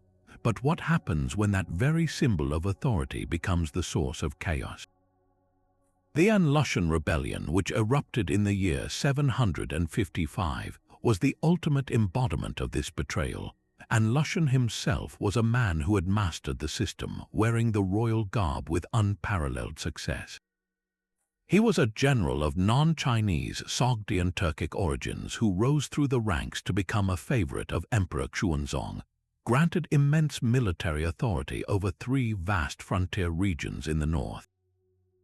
He was the system incarnate, a trusted representative of the imperial court, tasked with protecting the empire and, by extension, the trade routes that were its economic lifeline. Yet it was this very man, this figure in the highest royal garb, who turned against the dynasty, plunging China into a devastating 8-year war that resulted in millions of deaths and shattered the cosmopolitan peace that had defined the era. For the merchants on the road, this was not a distant political squabble. It was the ultimate confirmation of their deepest fears. The most dangerous bandit was not hiding in a mountain pass. He was sitting in a general's tent, commanding the armies that were supposed to ensure safety. The immediate impact on trade was catastrophic, and Lushan's forces captured the eastern capital, Luoyang, and then the magnificent central capital, Chang'an, forcing the emperor to flee. These cities were not just political centers, they were the great termini of the Silk Road, the bustling markets where goods from across the continent were bought, sold, and distributed. With these hubs in chaos, the entire economic circuit was broken. Caravans arriving from the west found their destinations consumed by warfare, their intended trading partners killed or dispersed, and their valuable goods suddenly worthless or, worse, seized by whichever army controlled the territory. The predictable tolls and taxes were replaced by outright confiscation to fund the war efforts of both the rebels and the loyalist forces. A merchant could no longer rely on an imperial passport for protection. The authority that issued it was now fighting for its very survival, and its guarantees were meaningless. This environment created the perfect breeding ground for the specific kind of predation the Sogdian letters had warned about centuries earlier. With the central government's authority in tatters, local military governors and garrison commanders, who were often left to their own devices to resist the rebellion, effectively became warlords. Their royal garb, the uniforms and insignia of the Tang military remained, but their allegiance became fluid, focused on their own survival and enrichment. A merchant caravan approaching a fortified town controlled by one of these commanders would find no rule of law, only the whim of the local strongmen.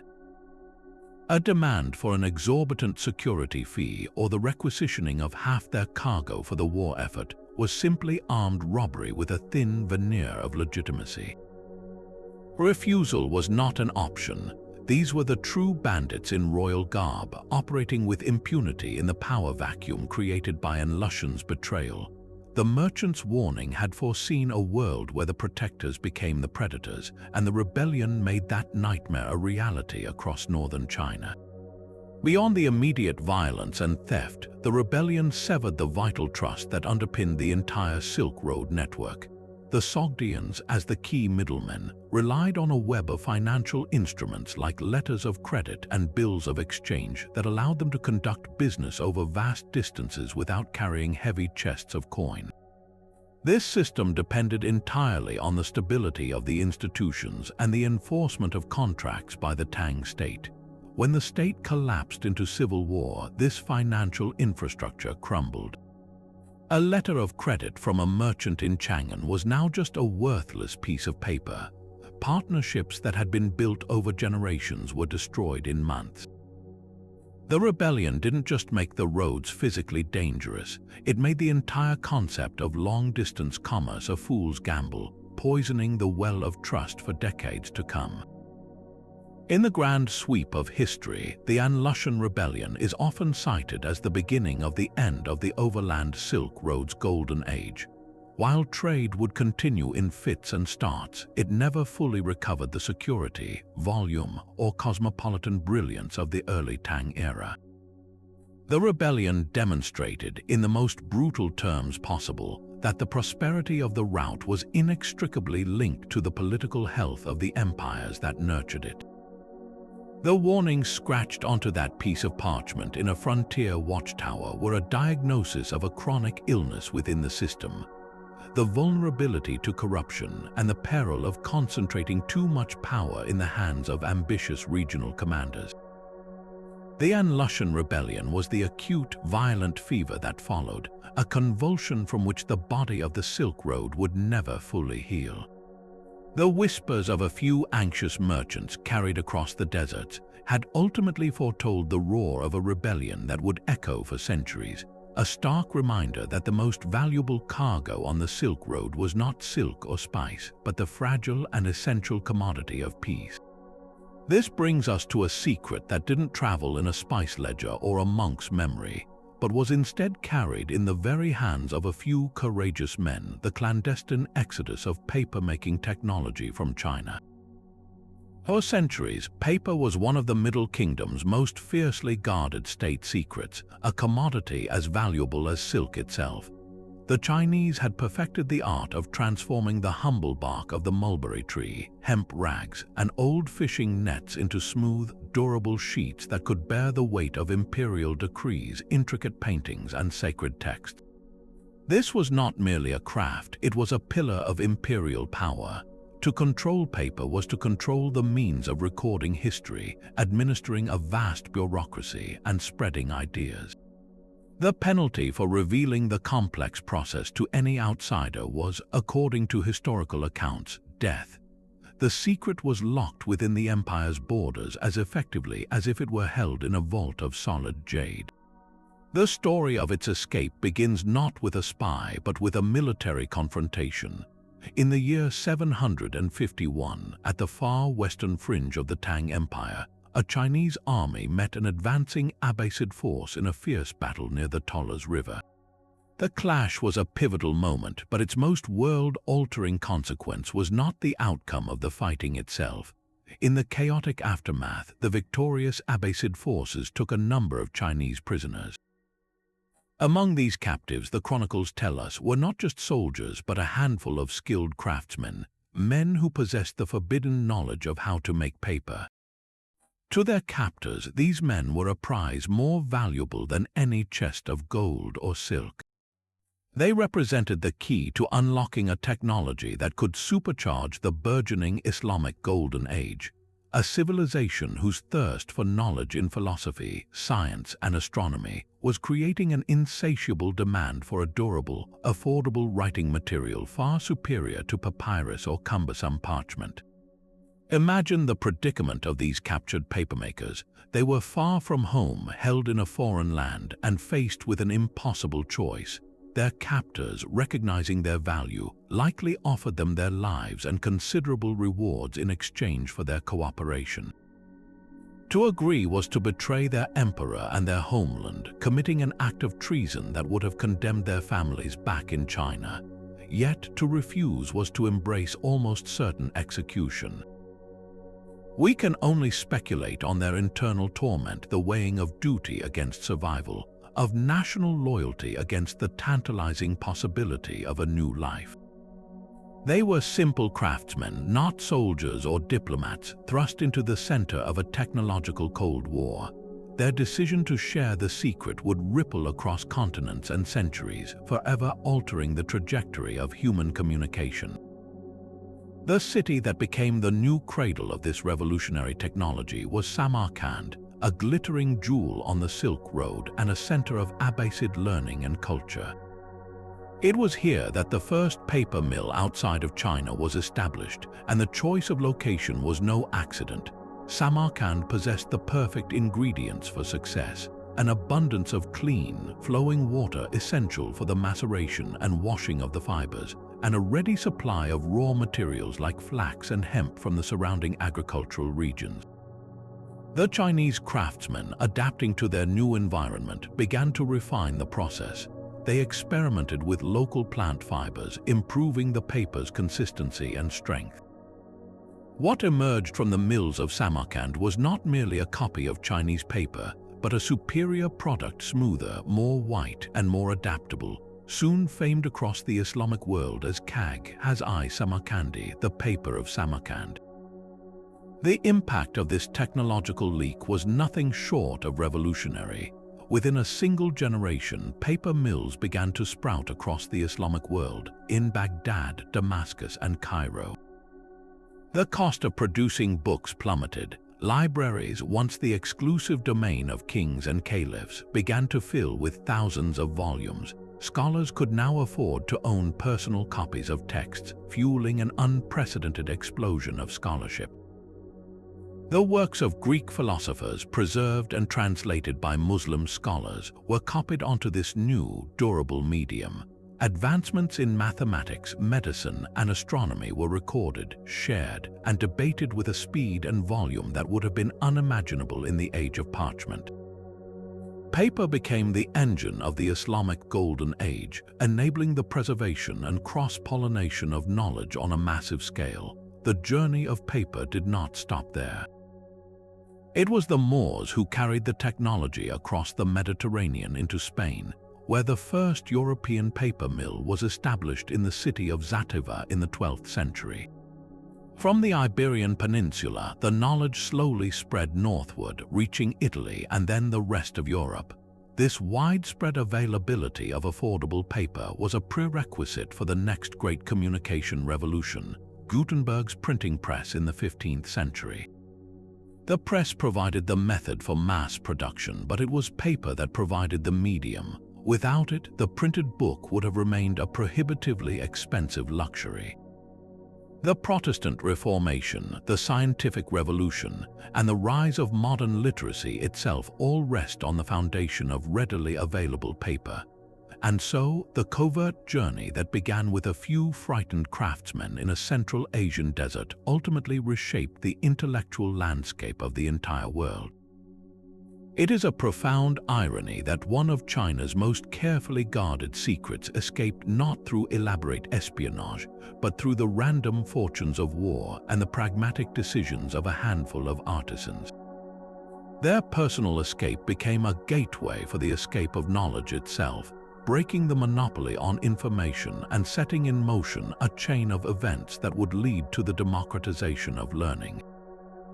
The rustle of a page turning in a modern book is a distant echo of that long-ago journey, a whisper of gratitude for the courage and the compromised loyalties of those few papermakers whose forced exile gave the world one of its most transformative gifts. Picture a secluded caravanserai not on any main route, but tucked away in a narrow canyon in the foothills beyond Samarkand. By day, it would have appeared entirely normal, a dusty courtyard where a handful of camels rested, a central well, and small rooms for travelers. But as night fell and the main gates were barred, a different kind of activity would begin in a windowless basement, lit only by carefully shielded lanterns. This was the hidden workshop, the birthplace of paper outside of China.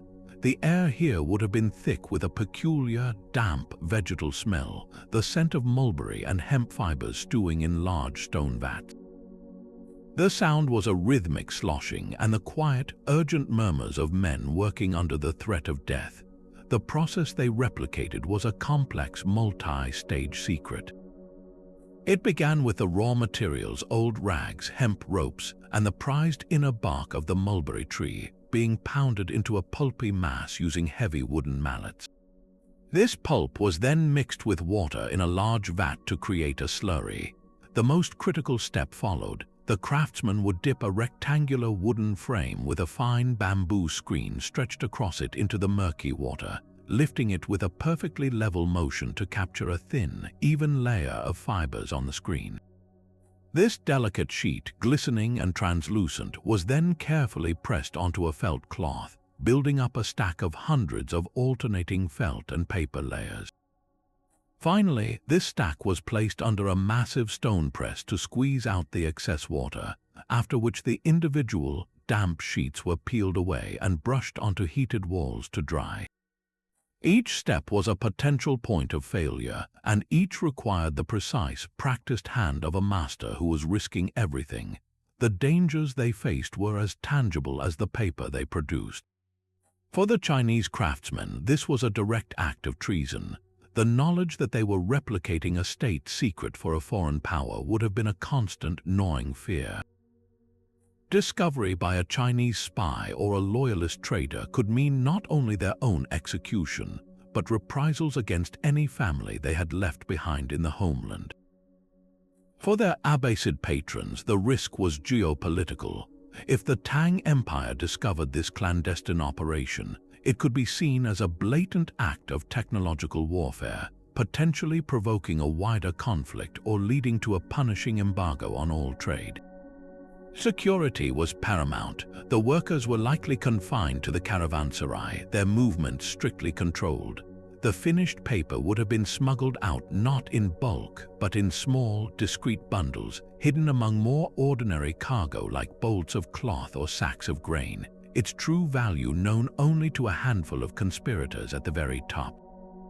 This single act of technological theft did not merely give the Islamic world a new stationary supplier. It fundamentally rewired the global circuitry of knowledge.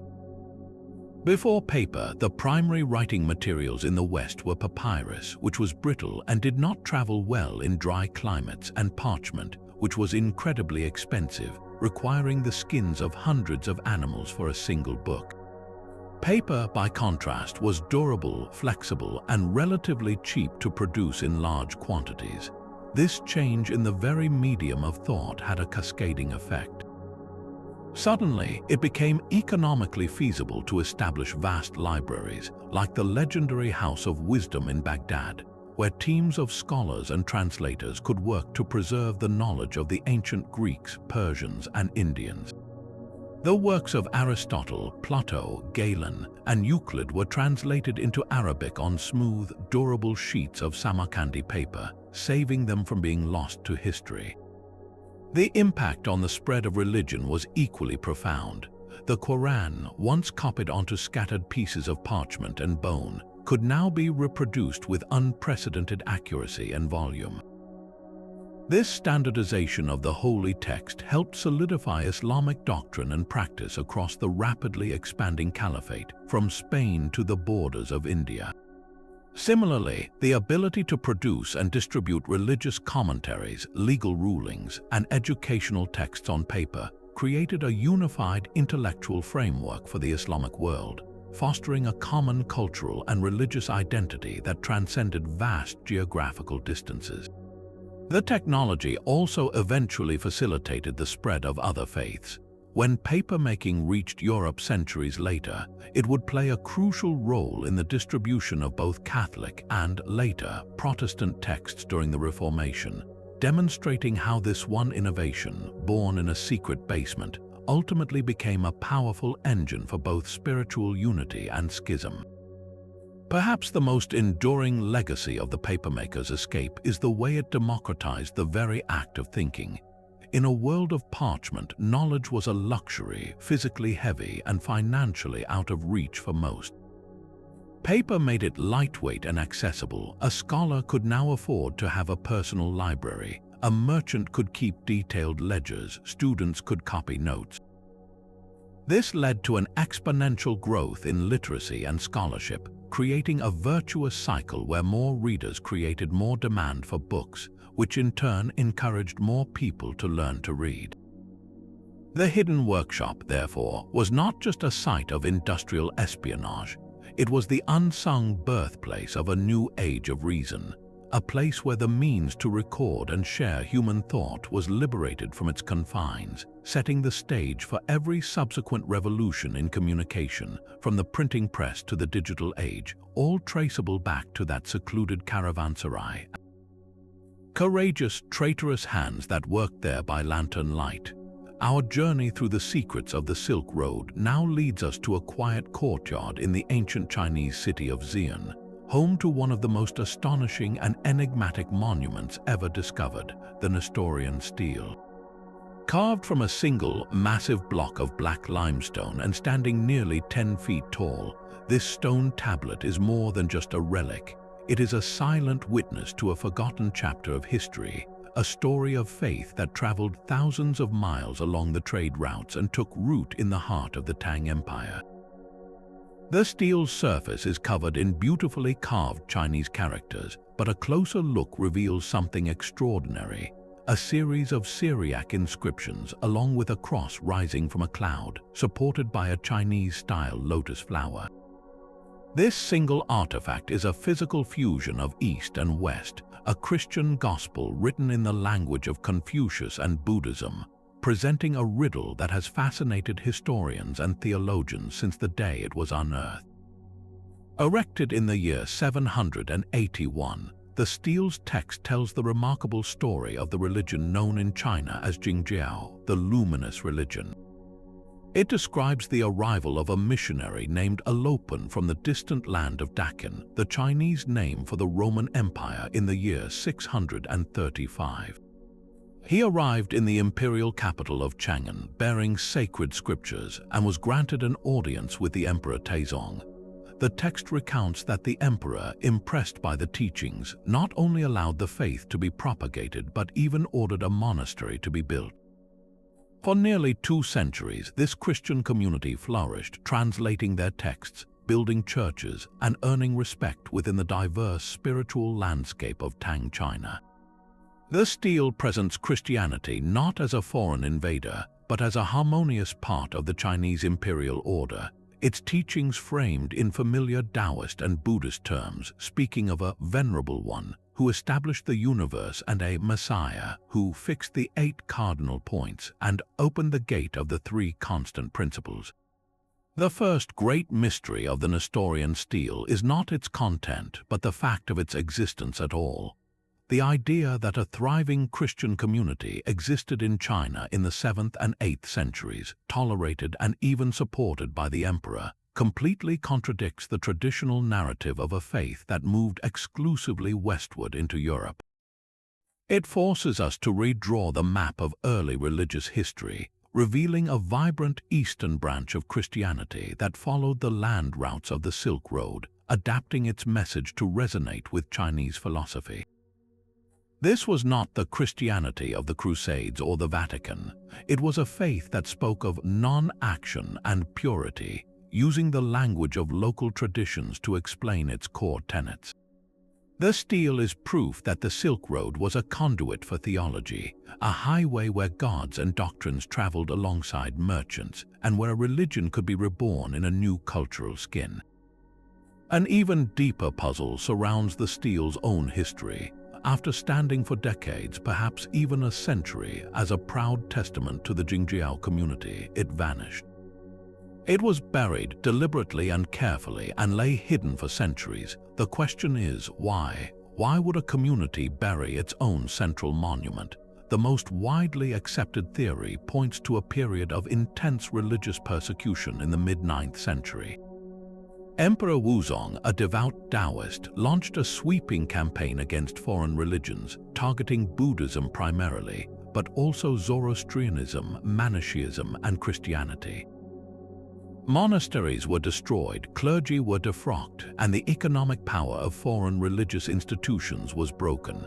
In this atmosphere of violent suppression, the Christian community of Chang'an likely made a heartbreaking decision. To protect their sacred monument from desecration, they buried it, perhaps hoping to one day return and resurrect it when the danger had passed. They never did. The community dispersed, its stories faded from memory, and the stone slept beneath the soil, its secret kept for over 800 years.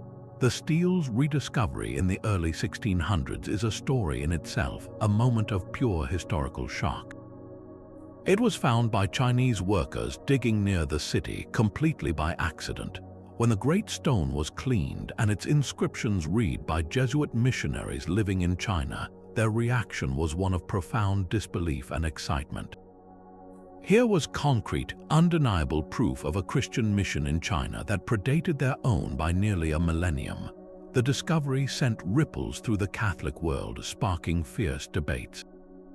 Some saw it as a divine validation of their missionary work, a sign that they were reclaiming a lost Christian territory. Others, more skeptical, accused the Jesuits of forging the stone to legitimize their efforts to reconcile Christianity with Chinese customs, an accusation that has been thoroughly disproven by modern geological and linguistic analysis, but which highlights the deeply unsettling nature of the steel's message. The legacy of the Nestorian stele extends far beyond its own remarkable text. It forces us to ask a profound and humbling question. If an entire Christian church, complete with imperial sanction, could vanish from Chinese history so completely that its existence had to be rediscovered by accident, what else has been lost? The Silk Road was a cacophony of competing faiths. Zoroastrian fire temples, Manichaean communes, and Jewish synagogues once dotted the landscape from Persia to China. How many of their stories were erased by the shifting sands of politics, conquest, and time? The burial of the stele suggests that many religious exchanges were not merely forgotten, but deliberately hidden, scrubbed from official records, their places of worship dismantled, and their followers assimilated or driven away during periods of intolerance. The stone is a ghost, a single survivor from a shipwreck of faiths, hinting at a vast, submerged continent of spiritual dialogue that we can now only glimpse in fragments. When we stand before the Nestorian stele today, we are not just looking at a curious historical artifact, we are confronting the fragile nature of belief itself. It represents a path not taken, a potential future where Christianity became a permanent, integrated religion in the East, evolving along a completely different trajectory. Its story is one of both astonishing success and catastrophic disappearance, a testament to the power of the Silk Road to connect and to the equally powerful forces that can sever those connections. The stone's silent, weathered face challenges our simple narratives of religious history, reminding us that faith is a river, not a rock. It flows, adapts, and sometimes, without a trace, disappears underground, leaving only a riddle carved in stone for future generations to ponder. But the stone's testimony only begins the mystery, for the words carved upon it hint at a far more tantalizing possibility. The stele mentions that Alopan and his followers brought with them sacred scriptures which they then translated. This opens a door to one of the most captivating speculations in the history of religion. What if these Nestorian travelers carried not just the standard Gospels known to the Western Church, but alternative, even heretical texts that had been suppressed in the Roman Empire? The Silk Road, a conduit for every kind of commodity, may have also been a secret highway for forbidden Christian knowledge, texts that offered a radically different portrait of Jesus and his teachings, which then vanished into the vastness of Asia. To understand this possibility, we must look back at the tumultuous world of early Christianity. In the first few centuries after Jesus' death, there was no single, unified orthodoxy. Instead, a vibrant and often contentious diversity of Christian groups flourished, each with its own texts and interpretations. There were Gnostic Gospels like the Gospel of Thomas, which presented Jesus as a divine revealer of hidden wisdom rather than a sacrificial savior. There were texts like the Gospel of Mary, which emphasized a direct, personal connection to the divine that circumvented patriarchal authority. As the powerful bishops of Rome and Constantinople consolidated their power in the 4th and 5th centuries, they actively worked to standardize belief, declaring many of these texts heretical and ordering them destroyed. The Nestorians, who themselves were declared heretics at the Council of Ephesus in 431 for their beliefs about the nature of Christ, were precisely the kind of community that might have preserved these outlawed documents. Exiled from the Roman world, they would have taken their entire library with them on their eastward journey, a library that may have included Gospels the Western Church was actively trying to erase from history. Imagine, then, the contents of the scriptural trunks carried by those Nestorian monks. Alongside the accepted books, there could have been codices containing the soaring, mystical poetry of the Gnostic texts, where the path to God was found through self-knowledge, not through a church hierarchy. There might have been narratives where Jesus' mother, Mary, or Mary Magdalene played roles far more central and authoritative than in the canonical accounts. These were not minor doctrinal differences. They represented an entirely different spiritual current, one that emphasized inner enlightenment over ritual and direct revelation over clerical intermediation. For the Nestorians, translating these texts into Chinese would have required finding conceptual bridges in local philosophy. The Gnostic idea of a divine spark trapped within the material world could have been beautifully expressed using Taoist concepts of the eternal way or Buddhist ideas of transcending earthly illusion. In this way, a suppressed Christian heresy might have found a second life, its core ideas preserved not under the name of Christ, but woven into the fabric of Eastern thought. This leads us to a breathtaking and controversial question. Could traces of these lost Christianities have been absorbed into other religions along the Silk Road? Scholars have long noted intriguing parallels that defy simple explanation. Consider the striking similarities between certain Mahayana Buddhist sutras and Gnostic Christian texts. Both speak of a transcendent, ultimate reality beyond the grasp of the senses, and both describe a savior figure, a being of light, who descends from the higher realms to reveal liberating knowledge to humanity. The Buddhist concept of the Dharmakaya, the formless truth body of the Buddha, bears a conceptual resemblance to the Gnostic concept of a supreme, invisible God.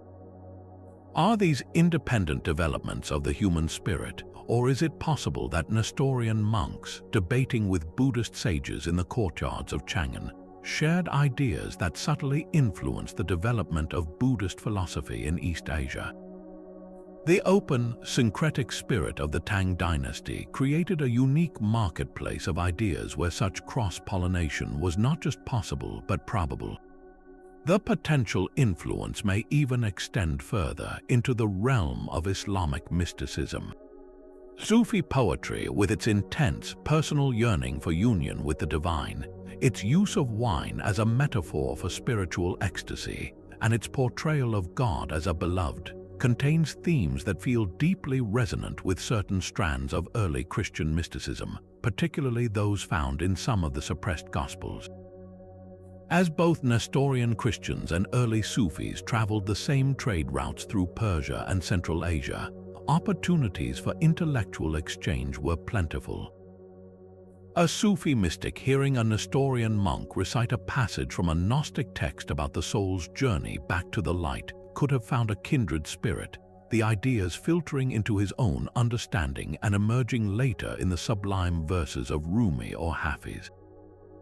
This is not to suggest that one religion copied another, but rather that the Silk Road acted as a grand, spiritual conversation, where the most profound questions of existence were discussed, and the answers from whatever source enriched all participants. The ultimate fate of these speculative texts is the final, haunting part of the riddle. If they existed, where did they go? The great persecution under Emperor Wuzong in the 9th century provides the most likely answer. As the Jingjiao communities were disbanded and their monasteries destroyed, the survival of their libraries would have been paramount. Monks, facing the threat of arrest or death, would have done what faithful people have always done in times of peril. They would have hidden their most precious treasures. This sparks the modern-day quest, a slow, meticulous search for a cache of documents that could rewrite religious history. archaeologists and historians now look with renewed interest at the same Mogao caves near Dunhuang that held the great Buddhist library. Could a sealed offside chamber, yet to be discovered, contain the lost scriptures of the luminous religion? Another compelling theory points to remote monasteries in the mountains of Kyrgyzstan or Western China, places so isolated that they escaped the purges of the central authorities. Here, in a forgotten cellar or a bricked-up altar, a collection of manuscripts in Syriac and Chinese could still be waiting, their pages preserving a Christianity that the rest of the world thought it had destroyed centuries ago. The Nestorian stele, therefore, is more than a monument. It is a cryptic guidepost pointing toward one of history's greatest lost libraries and the revolutionary ideas it may have contained. Now we turn from secrets of faith and celestial maps to a secret born of pure, brilliant commerce, a substance so coveted and surrounded by such wild invention that its very name evokes a world of myth and fire. This is the story of the 11th great secret of the Silk Road, the legendary resin known as dragon's blood. In the bustling markets of Rome, Alexandria, and Constantinople, wealthy patrons and powerful physicians would pay a king's ransom for small, brittle chunks of this deep, ruby-red substance. When ground into a powder, it created a pigment of astonishing vibrancy. When mixed into a tincture, it was hailed as a cure-all, a potent medicine believed to staunch bleeding, heal ulcers, and even act as a powerful love potion. Its value was astronomical, but its origin was the most closely guarded mystery in the merchant's repertoire. The men who sold it spun a tale so captivating, so filled with epic struggle and otherworldly creatures, that it completely obscured the humble, earthly truth for centuries. The story they told was one of primordial combat between the most powerful forces of nature. To any curious and wealthy customer, the merchant would explain with a grave and knowing look that dragon's blood was not a plant resin at all. It was the literal congealed blood of dragons. He would describe ancient, remote battlegrounds hidden in the deepest valleys of an unknown East, where great serpents and elephants, the two natural enemies of the world, engaged in an eternal, brutal war. The dragon, a creature of cunning and fire, would wrap its powerful coils around the elephant, seeking to crush the life from the massive beast. In its death throes, the elephant would collapse, its immense weight falling upon the dragon, and their blood would mingle as they breathed their last. This mixture of the two most powerful animal essences, the fiery spirit of the dragon and the immense earthy vitality of the elephant, would seep into the soil and over ages harden into the precious, crimson chunks he now offered for sale. It was a story of alchemy on a grand scale, a narrative that perfectly justified the substance's immense cost and mysterious power. This fantastical origin myth served a ruthless and brilliant economic purpose. By claiming the resin came from a creature of myth, the merchants created an unbreakable monopoly. No rival could claim to have a better source because no one could actually produce a dragon. It made the supply seem inherently scarce, dangerous to obtain, and utterly unique. Furthermore, it placed the source in a location that was geographically vague and impossibly remote, a valley in the east that could be anywhere from India to the edge of the known world. This prevented customers or even competing traders from ever attempting to find the true source themselves. The myth was a perfect corporate secret, a piece of intellectual property that protected their profit margins far more effectively than any armed guard. The more outlandish the story, the more valuable and defensible the product became. The stunning truth hidden behind this veil of draconian legend lay not in a valley of mythical beasts, but on a single, isolated island in the Arabian Sea, Socotra. This remote, otherworldly archipelago, often described as the most alien-looking place on Earth, was the sole source of true dragon's blood for the ancient and medieval worlds. The resin came not from a dragon's carcass, but from the unique and magnificent Dracæna cinnabari, the Socotran dragon tree.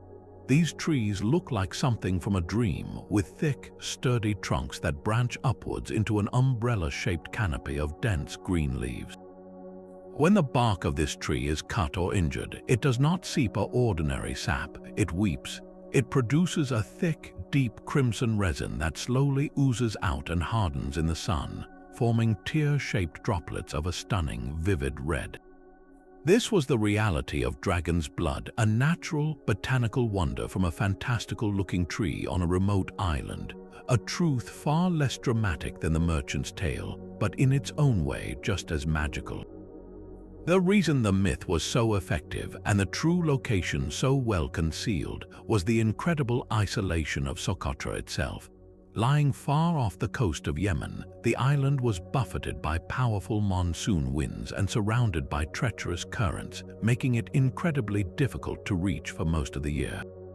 Only a handful of specialized sailors, often from southern Arabia, knew the precise sailing routes and seasonal windows to safely make the journey.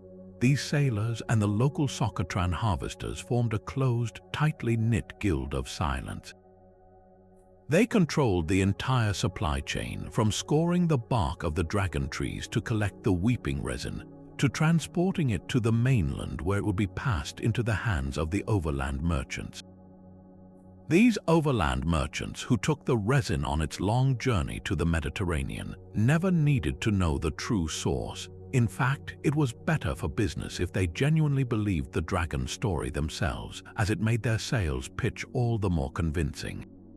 The geographical isolation of Socotra was the lock, and the merchant's myth was the key that kept it firmly shut for over 1,000 years. Beyond the simple resin trade, the story of dragon's blood reveals a deeper truth about the economy of the Silk Road. This was not merely a linear route from point A to point B. It was a complex, multi-layered system of value addition. The raw material, the resin itself, had a certain inherent value to the people of Socotra. But as it traveled, its value was dramatically inflated at each stage, not just by transportation costs, but by the application of narrative. The local harvester sold a curious tree sap. The Arab sailor transported a rare botanical specimen, but the Silk Road merchant, by the time he reached his destination, was not selling a resin at all. He was selling a story of epic battles, of mythical creatures, of life and death locked in an eternal embrace. He was selling a piece of legend, a tangible fragment of a world of wonders that his wealthy clients could only read about in ancient texts. The crimson powder was merely the physical proof that such a world existed. In this way, the most valuable commodity traded on the Silk Road was often not the object itself, but the fantasy that was carefully wrapped around it, a fantasy that turned a simple tree tear into the blood of a dragon.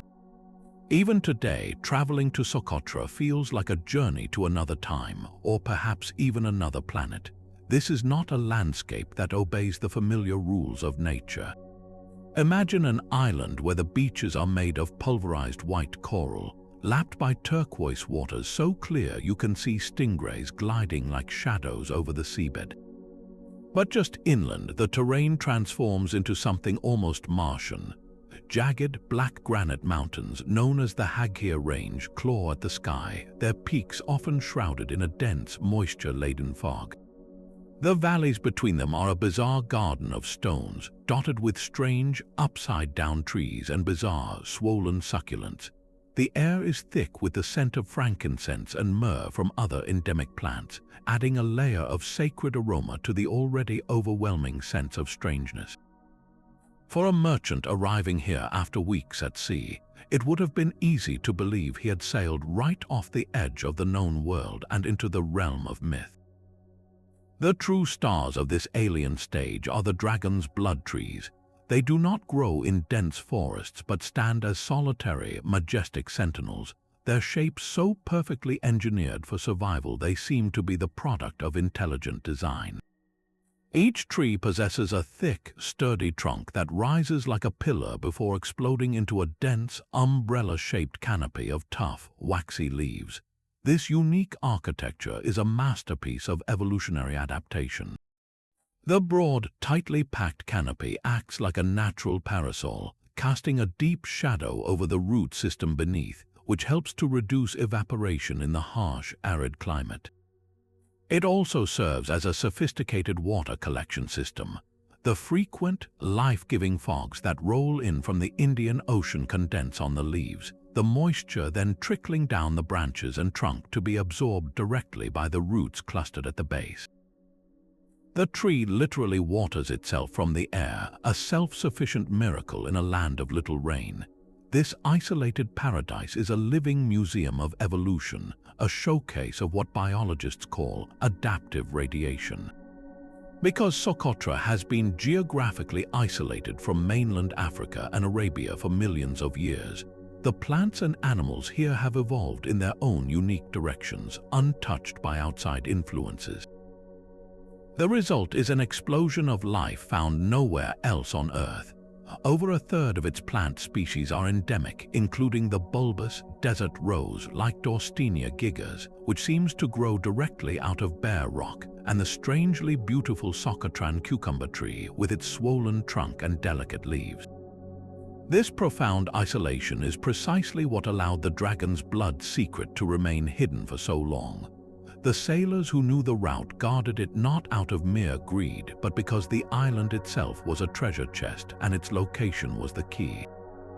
The treacherous currents and unpredictable monsoon winds that made Socotra so hard to reach were its natural guardians, ensuring that only the most determined and knowledgeable navigators could breach its shores.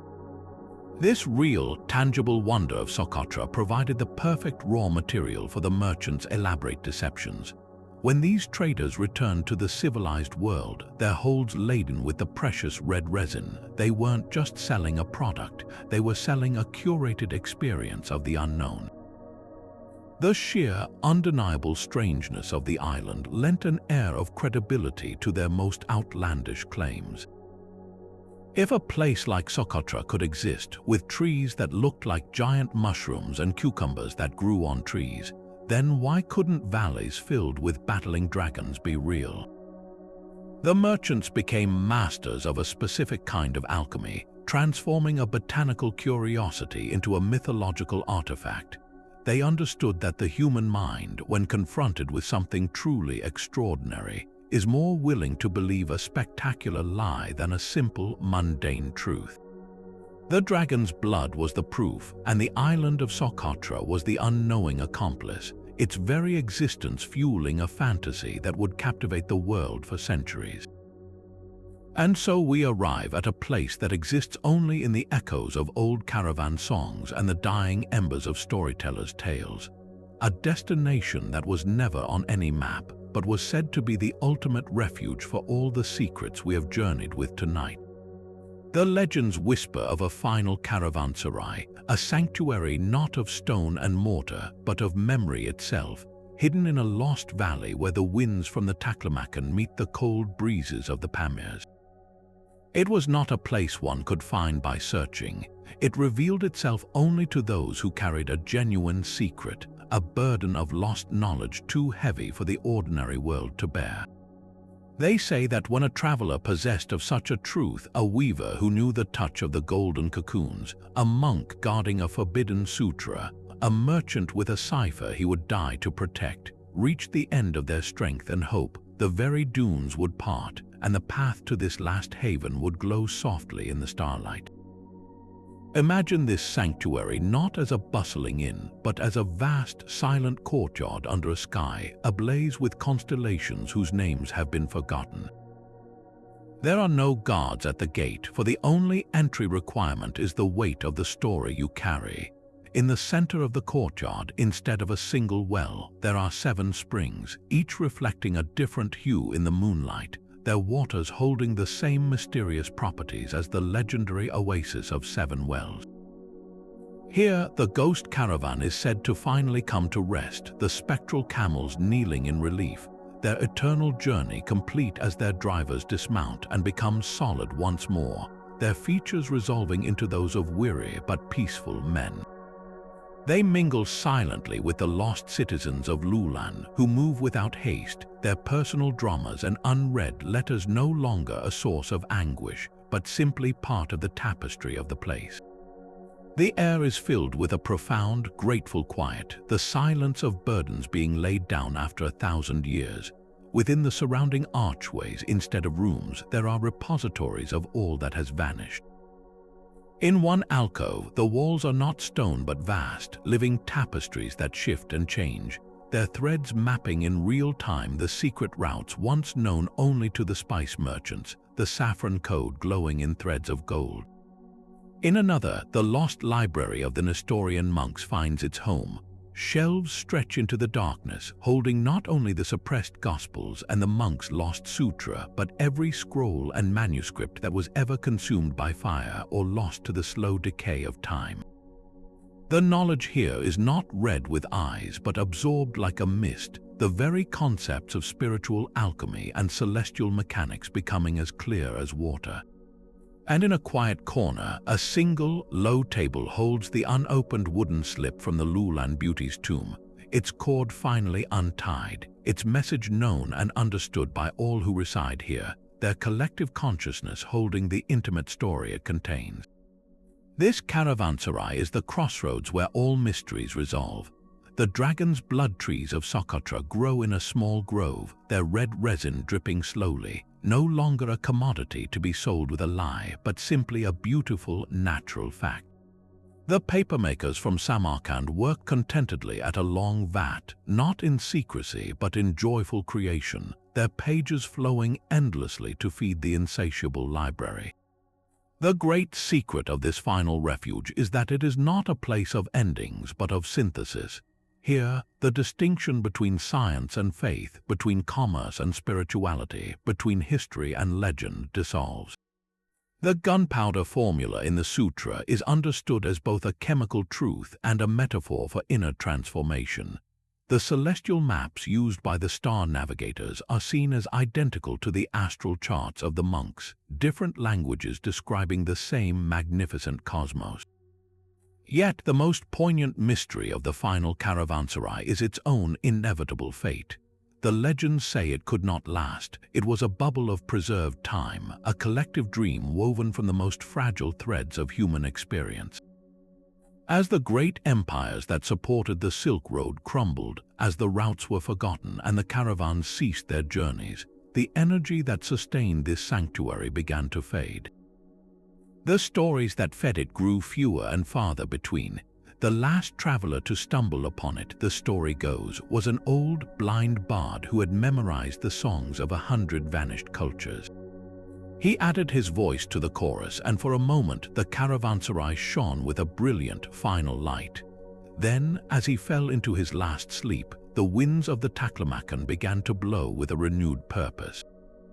The sands did not rage, they simply advanced with a gentle, inexorable patience, covering the courtyard, the libraries, the resting ghosts, and the silent trees in a soft, deep blanket of forgetfulness.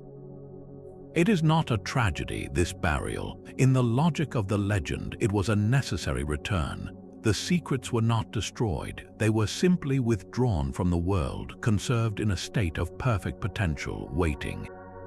They sleep now under the dunes, not as dead artifacts, but as dormant seeds. The hope embedded in this final secret is that when the world is ready, when we can appreciate knowledge without weaponizing it, when we can value connection without exploitation, when we can hear the whispers of the past without demanding proof, the winds will shift once more. The sands will recede, and the path to that final, silent courtyard will glow again, offering not just the treasures of the Silk Road, but the wisdom of how to carry them lightly and with reverence into a future that has finally learned to listen. And so we've come to the end of our own caravan's journey, tracing the whispers that have drifted across the centuries from that ancient web of pathways. Each secret we've encountered, from the silent vanishings in the Taklamakan and the coded language of the spice merchant's ledger, to the hidden map woven into a tapestry and the forbidden knowledge of the monk's lost sutra, reveals a truth far greater than any single mystery. The Silk Road was never just a route for silk and spice. It was the circulatory system of the ancient world, carrying the lifeblood of ideas, beliefs, and technologies.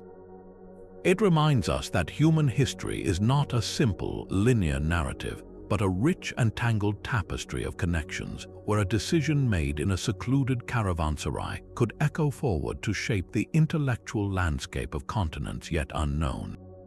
The papermaker's exile gave us the foundation for modern literacy. A merchant's coded warning foretold the collapse of empires, and a buried stone tablet speaks of faiths that crossed deserts to find new homes. These stories are more than just fascinating historical footnotes. They are profound reminders of the incredible resilience and creativity of the human spirit in the face of overwhelming challenges.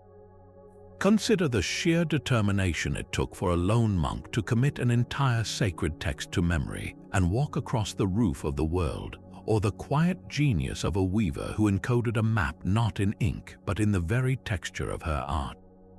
Think of the merchants who navigated not only by the stars above but through the treacherous politics of the world below, their survival dependent on wit and wisdom. In their struggles, we see the universal drive to connect, to understand, to leave a mark, and to protect what we hold most dear. The secrets of the Silk Road endure not because they are puzzles to be solved, but because they are timeless human dramas of ambition, loss, faith, and discovery, playing out on a stage of epic scale. As you rest now, let the cadence of this ancient journey be your guide into sleep. Release the weight of the present day and allow your mind to wander freely through those timeless landscapes. Picture yourself not as a listener, but as a silent traveler in that final, peaceful caravanserai of memory, where all stories are welcome and no secret is ever truly lost. Hear the soft, distant chime of camel bells carried on a gentle wind. Feel the cool, smooth texture of silk between your fingers and smell the faint, comforting aroma of sandalwood and dry desert air. The ghosts of the road are at peace here, their journeys complete, their stories finally heard. They ask for nothing more than to be remembered in the quiet of a dreaming mind. Carry these echoes with you into the world of dreams. Perhaps tonight, in that boundless realm of the subconscious, you will walk alongside a phantom caravan under a sky dusted with a billion stars, or find yourself deciphering a long-lost code that makes perfect sense in the logic of sleep. Maybe you will feel the profound quiet of the Lulan Beauty's unopened letter, or taste the clear, dream-giving water from a hidden oasis. Let the mysteries you've encountered tonight blur the edges between history and imagination, between the world we know and the wonders we've only just begun to uncover. The Silk Road's greatest secret, after all, is that its journey never truly ends. It simply transforms, waiting for a new generation of dreamers and seekers to walk its paths. So close your eyes, breathe deeply, and surrender to the pull of slumber, cradled by the endless, whispering stories of the ancient world.